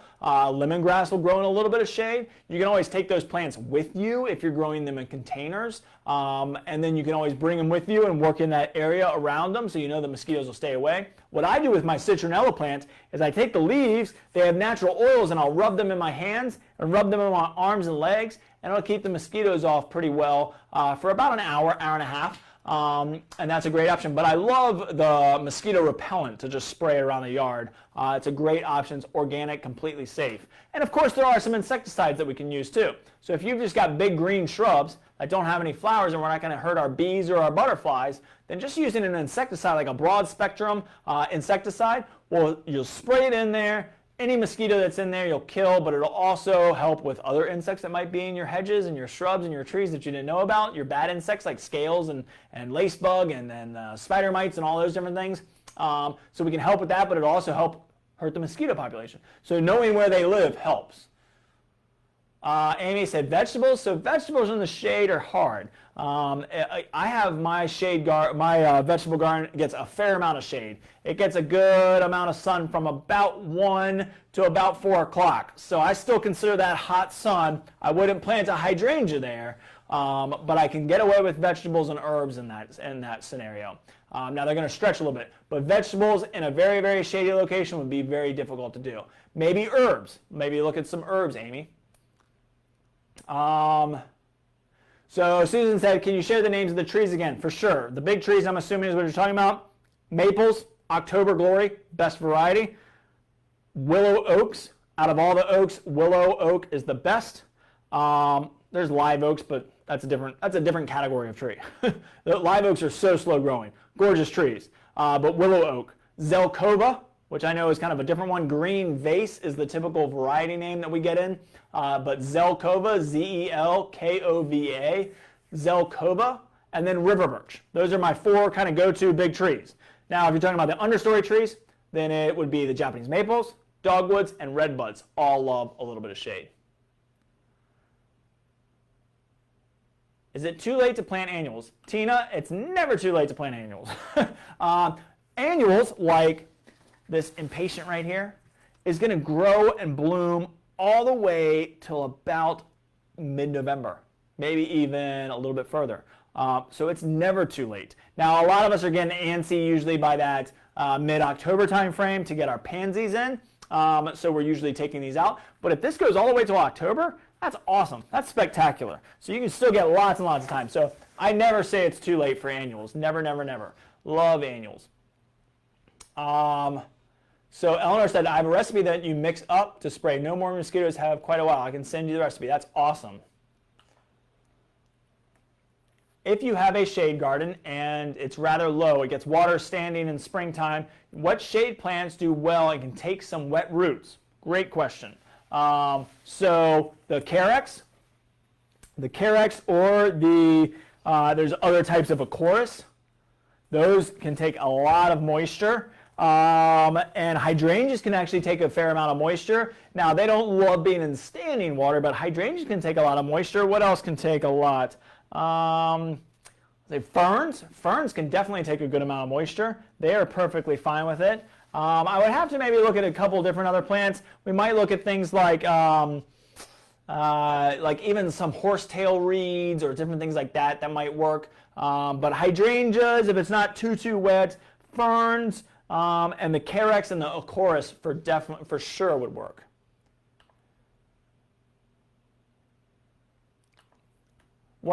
So Lori said, what do you recommend to plant to keep critters away from the house? I don't want to attract them when the shade butts up against my house. So Lori, if you've got critters, I'm not quite sure if you mean like snakes and mice or bugs. So what do you recommend to plant keep critters away from my house? Boxwood usually has a natural deterrent to it, has a kind of a different smell. I think it's a very gardeny fragrance. I love it. Boxwood might help. You might try cedar mulch. If it's bugs, cedar mulch is a natural repellent. I also don't plant anything too close up against my house. Give yourself a little bit of space if you can. So if I'm planting boxwood, and I'm going to plant this, Lori, next to my house or near my house, I know it's going to get at max or, very mature size. I never like to say max because plants don't stop growing ever. But let's say it gets 4 feet high and 4 feet wide. So we know that. And that's all the size I'm going to keep it. Then I don't want to plant it less than 2 feet away from my house because it's going to grow 2 feet from every direction up. Every different direction is grow 2 feet from the center. So I know it's going to grow 2 feet this way. So I'm going to plant it at least 3 feet away from my house, if not 4. It's just so I have some space back there. And what that's going to do is create some airflow, which is going to allow you to get back there, clean up leaf litter. So I know maybe a lot of us have a lot of experience with those water bugs coming into our home. They eat dead vegetation, roly-polies, stink bugs, all those critters are eating dead vegetation. They're not eating your plants. They're actually not harmful insects. But they're eating dead vegetation, which is leaf matter, and that can fall down to the soil and be kind of stuck in between your house and your plants, and you can't get it out. So giving yourself a little bit of space might help. Cedar mulch, there are organic sprays that you can use for sure to help as well. But if it's for animal critters, then we might look at boxwoods. And if you want to get real specific, we can definitely get specific if you know exactly what you're trying to get rid of. So Darlene said, I'm so glad my Facebook friend decided to join the seminar. That's how I found out and didn't know about all the others. Great. I'm glad you enjoyed it, Darlene. Can you name some deer-resistant plants? We have woods behind our house and over 15 deer visiting our property. So Adriana, definitely know that feeling. Live in deer country now. Okay, so real quick, I'll go through a couple. Boxwoods, definitely. Mahonia, which was that one that I showed. Mahonia is an awesome deer-resistant plant. Hydrangeas are really deer resistant too. Sometimes you might get them eating off the blooms sometimes, but hydrangeas are deer resistant. Heuchera is deer resistant. All your ferns are deer resistant. Azaleas, sometimes, depends on how hungry they are. I'm not going to put it in a definitely deer resistant. Camellias are deer resistant for sure. Let's see. The yew is deer resistant. So the yew is another good deer resistant one. Don't do hostas. They're deer candy. And I don't think, deer don't eat Fatsia. Well, they'll nibble on Fatsia. So I've had a Fatsia, and they definitely will eat Fatsia. A lot of plants, especially shrubs, so it sounds like you got a fairly good sized property, it's wooded. A lot of shrubs they won't eat when they're mature. But when they're young, you might have to protect them. So you might look at the repellent that I talked about, the systemic deer repellent, but also spraying them initially just to kind of get them through the first year and get them a little bit more maturity. They'll nibble on anything. I mean, I've got viburnums. I love viburnums. I've got lots of different types of viburnums. They're supposed to be deer resistant, but sometimes they'll nibble on them. So it's just an unfortunate thing. So try some plants, but some definite ones would be boxwood, camellias, the mahonia, ferns, ivy, lots and lots of different ones. Cast iron plant. So lots and lots of choices there. I think that'll help kind of get you started at least. Carolyn Shepard said, will anything live under a walnut? If it's a black walnut, no. So walnut trees in general, yes, you can grow things under. Black walnuts sterilize the soil. For some reason, I don't know what it's, I don't know that I understand the science behind it, but black walnuts, you cannot grow anything underneath black walnut trees. So if it's a black walnut, unfortunately, no. If it's just mulch it, make it what it is, or consider taking the tree down. But I would just say mulch it and have a mulched area. Keep it mulched. But if it's a regular walnut tree, you should be fine. So Ann Reagan said, oh, what is the name of the systemic deer repellent? And it's called Repellex Systemic Deer Animal Repellent. So it was really designed for rabbits and deer, but it also helps with moles and voles. Voles will eat the root system of plants, so if you got moles in your yard, you might get voles, but it protects the entire plant, and it protects it for an entire year. It's capsaicin, gets absorbed into the root system, stays in there for about a year, and protects your plants. In fact, if you put it around a hosta when it first comes up in the spring, give it about 2 or 3 weeks, you can actually snap the leaf, and you'll smell hot pepper coming out of the leaf. So Repellex Systemic Deer Repellent. Jennifer said, deer-resistant shrubs, trees, perennials, and annuals for shade gardening. I think that's a class, sounds like. I think we're going to put that on the list. I will get a full list of just deer and rabbit-resistant plants that people don't like. I've mentioned a couple here, so hopefully that helps get you started, Jennifer. But I think we've decided on that. That is definitely a class. We get lots and lots of questions about that. So we'll do my favorite deer-resistant plants. Carolyn said, what shade plants tolerate regular wet areas, especially soaking from thunderstorms, with areas that soak for a couple days and dry between? So great question. It was asked kind of earlier there. So hopefully that gave you some suggestions, but ferns, the carex, the acorus would work very well. Hydrangeas can take it, even if it, as long as it's not staining water for days. If it's a lot of water and it washes away and it drains pretty quickly, then most of your shade plants love a little bit of moisture. I mean, even camellias and hydrangeas and the fatsia and the ferns and a lot of these options really would work very, very well in even that kind of wet condition, as long as it drains well. If it's sitting water, then we might need to look at some really, really kind of water-loving plants like creeping jenny. Creeping jenny loves water. All the acoruses love water. And juncus, too. The horsetail reed. Even though they can love full sun, they can grow in a little bit of shade as well. So Jessica said, how to trim. I tried a pruner and hedger, didn't work. So Jessica, not sure. Let's see if I can go back up and find it. I'm not quite sure what you're asking to trim, unless I'm missing a part of that question. So I'll keep going, Jessica. If you're still with us and you're asking me how to trim, I'm not quite sure what you're asking to trim there. So Carolyn said, sorry, how long do I have to wait to plant after removing a walnut tree? So how long do you have to wait? Shouldn't be too long. That's a great question. I might have to get back to you about that one. I'm not quite sure if you get that tree removed, how long that soil is sterile. I definitely say if you're going to do it, get the stump grinded and make sure they do a very good job of grinding out that stump, because that'll be very important to the success. Is making sure that they get a lot of that root system out of there. But I'll look into that and see if I can find any information, see if somebody around here knows the answer to that question, because I don't know the answer to that one off the top of my head.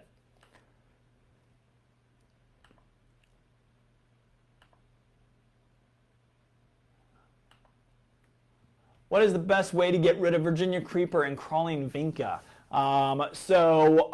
There are organic sprays that we carry, a non-selective organic spray, and it works very, very well. Now it's a burning agent. Basically, it's going to burn it. It's going to cause that top growth to burn. It's not necessarily going to kill the root system like a Roundup would, but it will kill the top of the plant, and then it'll kill it down to the ground. When it comes back, you just spray it, keep on spraying it until eventually it can't produce food for itself and it'll die. So that is how, Teresa, that is how you would kill some of those plants using an organic. Now, Roundup and Kills-All is what we sell, would work as well. But the way that they work is they need the sun to dry it on there. So what you got to do is with Virginia creeper or the creeping vinca or the periwinkle, if you're trying to kill it, try and spray it if there's any sun at it at any point of the day. So if you get morning sun coming in there, if you get a little bit of late afternoon sun coming in, spray it then, because the spray sitting on the leaf of the weed with the sun hitting it is what kills it the best way. So if you're going to use a Roundup or a Kills-All, then that would be a good option for you.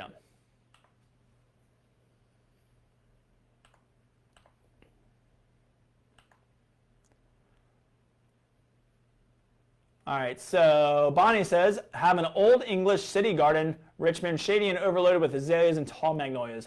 I have removed a few. Everything is fighting for soil, lots of roots. Should I remove some of the azaleas? So Bonnie, if the plants are older and they're established and they're doing pretty well, but they're maybe leggy and they're stretched out and they're not doing, not performing really well, but they're living very well, then you might try pruning them pretty hard, Bonnie.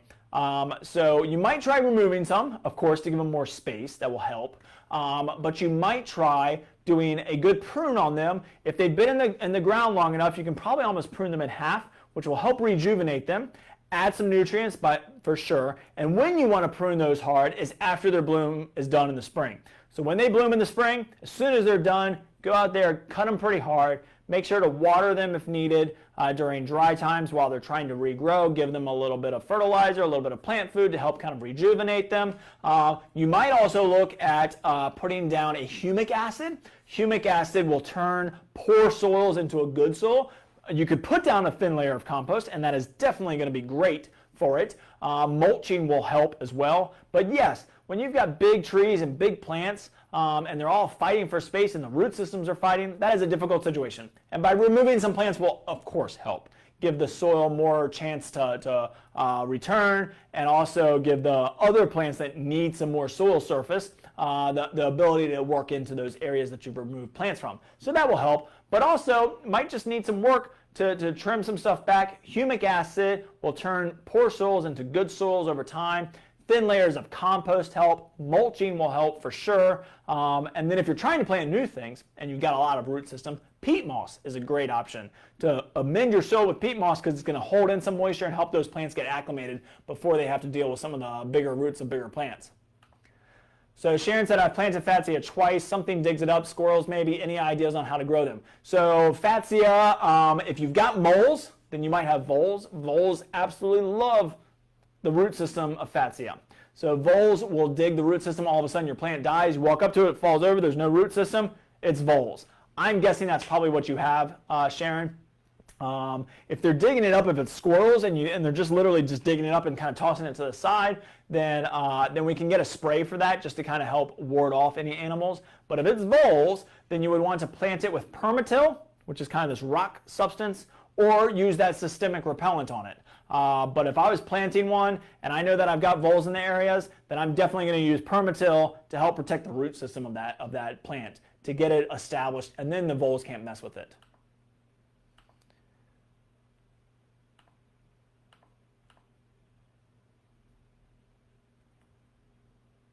So Michelle says, poinsettias are tropical and naturally grow in my garden in Venezuela. Can we plant them outside here, sun or shade? You sure can plant them. Unfortunately, they won't come back. So they're going to be an annual in this area. They'll live down on like Miami, down in the Keys, but that's about the only place they grow here in the U.S. And so poinsettias are plants that we typically grow as a holiday plant, and then we typically discard of them. A lot of people will try and regrow them, and that's definitely a long talking subject as well on how to do that. It's not real easy, but yes, you can plant them. A lot of people plant them outside if they get it through the winter season from the holiday season, and then it's about March or April, usually around April 15th, plant them outside and they'll grow, but unfortunately when we get a frost, they will go. So if you're in an area now, if you're in locally, Michelle, and we get a frost, then your poinsettias are going to not make it through that.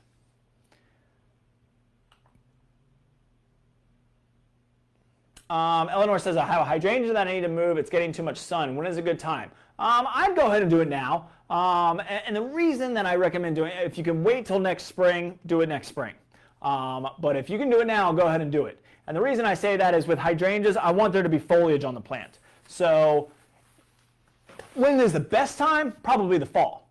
But what happens in the fall? All the leaves fall off, and then you can't see how the plant's doing. And so with a deciduous plant, I typically recommend planting it when there's leaves on it, or transplanting it when there's leaves on it. So I can tell how it's doing. Hydrangeas will tell you if it needs water, so the leaves will kind of wilt a little bit. You can go out there and give it a good soaking. So my best advice is to use Biotone Root Stimulator. It's a type of plant food, and go ahead and just dig out a good sized root ball, get as much of the roots as you possibly can. Try and put it in a similar hole. That's always the tricky part about transplanting, is when you dig a plant out, you're going to end up with a bowl-shaped root ball, whereas you're not going to get a container shape like you get with a pot.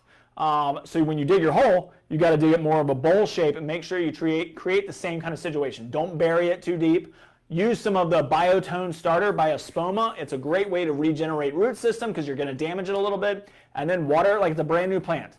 And so you're going to want to water it for probably the next 3 to 4 weeks, every 2 to 3 days. Give it a nice deep soaking and you should be fine. And at least you'll be able to see how it's doing because it's got leaves on it. And then by the time fall hits, which is only 2 months away now, hopefully, then you'll know you're established and you're good to go. And you can let it go through the fall season. So Mylene said, what is a good plant for shade but can stay wet? So I've answered a couple of those questions. My hydrangea hates that spot. Would fountain grass or anything dwarf but tall work? So again, that might be something I'll go back and look and see if I can do a little bit of research. It sounds like a lot of us have very wet shady spots. The Carex or the Acorus, there's a couple different types of those that would work very well in that area. And then let me think if there's another. I'm trying to think of something tall that can take that. So I'll have to do a little bit of research and get back to you on that, just to make sure I don't misquote myself. I'm thinking Joe Pye weed, but Joe Pye weed might need more sun than what you might have in that shady spot. But Joe Pye weed can take a fair amount of moisture. Michelle also said, do bags of soil expire? I found some I forgot about, like 2 years old or more, and it looks like was full of ants. Will it hurt my plants if I use it for new plantings in pots or ground? So Michelle, what I would do is take it, put it in a wheelbarrow, fill it up with some water, add some moisture to it, see if the ants disperse and get out of there. Maybe take it to a farther place away from your home so that the ants can kind of live back there. If you want to spray it with an insecticide, just a topical one, that would be fine, or an organic insecticide to kill the ants, that would be fine. And just see if the soil refreshes. Unfortunately, I would not use that soil indoors at all because there's probably lots of eggs in there from different insects. So I definitely wouldn't use it indoors. But for outside plants, it should be perfectly fine. It shouldn't be an issue at all. If it seems a little dense, it seems like it's holding a lot of moisture, it seems very thick, then maybe use it as a soil amendment. If it seems very light and like it's a potting soil still, then use it for your containers. We just don't want to make sure it didn't like decompose too much and become so thick that it's going to create like a topsoil compost feel, because that would be too thick for a container. So Lori said mice, squirrels, chipmunks. So maybe that's the question you were asking about when I was talking to you about the animal issue in between your house. So mice, squirrels, and chipmunks. So boxwood might actually help that situation because it's got a different smell to it, and most animals don't like it. I don't think the cedar mulch is going to help as much, but we might try some natural repellents. So we might use some Imus Garden all natural repellent, animal repellent would be perfectly fine. We also have the squirrel repellent by Repellex. But a couple different options there. If you've got chipmunks, Lori, you probably don't live in this area. She said I'm near State Park, so that answers that question. So Lori, I would say try boxwood maybe is a good option because it definitely has a different smell. Most animals don't like it. My dog loves it, and cats love it, but usually squirrels and chipmunks and mice don't like it that much. So that might be a good option for you.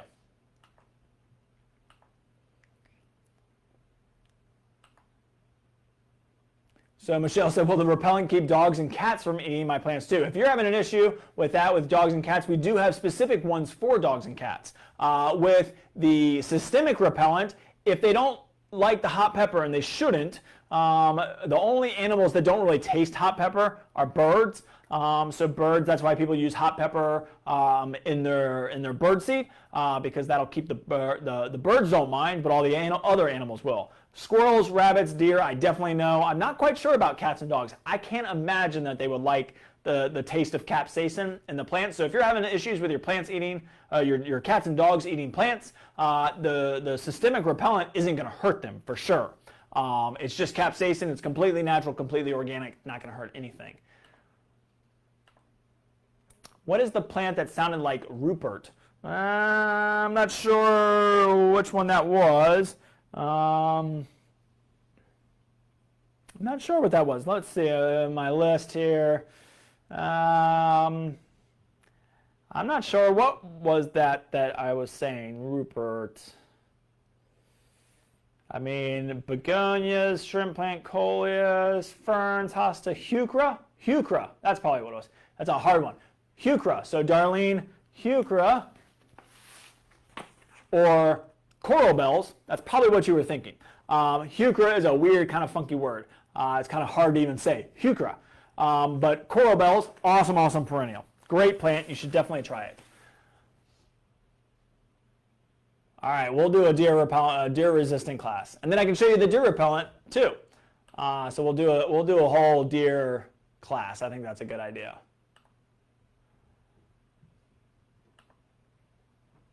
Grass. So Jessica said the grassy plants. So grassy plants, how to cut them was the question. So I'm sorry, answering lots of questions here. So I told you when to do it. You want to know how to do it. Pruners, a good pair of pruners should work. You should be able to pull it together like this, just bunch it together, and just use a pair of good pruners. Hedge shears can work as well. You know, the big kind of hedge shears, not your lopping shears, not the ones that have a pruner head on it. But a good pair of pruners should be able to cut that pretty well. Scissors should work. You can even use a pruning knife if you need to go that far. Head shears work pretty well too. The big scissor looking shears. You can get those in there. Electric shears probably won't work on grasses. Those are a little bit harder to get to work. So she said, how to trim grassy plants. I tried a pruner and a hedger and didn't work. Tried a gas trimmer and it cut it, but also turned it brown. Yeah, and so it's going to shred it. So an electric or a gas powered trimmer it's got all these little teeth that move back and forth, and it's going to shred it, and it's going to create that brown effect. I would say get yourself a nice pair of pruners. I carry Felcos, which are, of course, the top of the line, but I also carry a really nice one made by Bergen and Ball that is almost just like Felcos, and it's much, much less expensive. Or you might just get a good pair of working shears. We carry those as well. But a brand new head shears is not going to be super expensive, and you might try that as well. Anything that's going to give it a nice cleaner cut is going to stop that from turning brown on you. Please do a seminar sometime on really early spring bloomers. That's a good option. Diane has a great suggestion, was why not do container gardens around the walnut tree? You keep the tree in shade and you get the pretty plants and planters. That's a great option. Thank you. My side lawn is half liriope and I cut it with a regular lawnmower. So yep, you can use a lawnmower over the liriope or Mondo Grass or the Carex if you're pruning those back. If you got larger grasses, probably lawnmower is not going to work quite as well. Teresa said, do you recommend neem oil to kill the Virginia creeper without harming the other plants around it?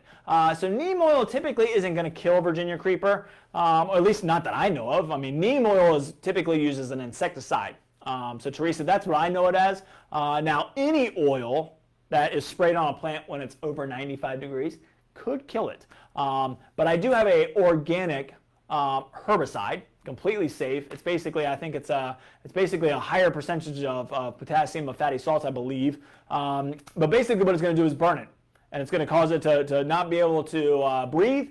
It's going to choke it out. It's going to kill the plant. It's going to burn the top foliage. And it's going to look dead pretty fast. The problem is it doesn't work its way into the root system like Roundup does and kill to the roots. But I don't know if neem oil would work, and maybe that's a specific to Virginia creeper, and maybe if that is something, then that's cool, and I never do that. I think Trillium grows tall and loves wet areas, so Trillium might be a good option. It's a bulb, and we typically don't carry a lot of it, but Trillium, yeah, that might be a good option. So Caroline, thanks. Good suggestion. Darlene said it wasn't Heuchera because I have them. So I don't know what Rupert was. You might have to watch back the video as soon as we get it up online. You can watch back the video and maybe find out what it was. I'm not sure what that would have been. I mean, Hydrangeas, Fatsia, Daphne, Rhododendron, maybe I mentioned that one. There's a couple that I went off my list and started mentioning. All right, Michelle, thank you. I'm glad you enjoyed it. Jessica said thanks for everything. I look forward to creating a more beautiful shade garden. That's awesome. That's what we love to hear. Of course, ask us any other questions if you have any other questions. But thanks again for joining, everybody. I hope you enjoyed this one. Lots and lots of my favorite plants are in the shade. I got lots of favorite plants in the sun, but the shade is one of my favorite places to work. So I hope you enjoyed this. I love talking about these plants. I can talk about them all day long. So thanks for joining me. And tune in next week. We'll talk about crepe myrtles. I'll take a couple weeks off. Let my voice recover and give myself a little bit of time to breathe, and then we'll come back and we'll do some deer classes apparently, and maybe some lawn classes and talk about fall containers, and we've got a huge list of different types of topics to cover all the way into Christmas. We're excited to continue to keep doing this. We've got lots and lots of topics to talk about. So thanks again for joining. Have a great day, everybody. Stay cool. Work in your shade garden. All right, talk to you later. Bye.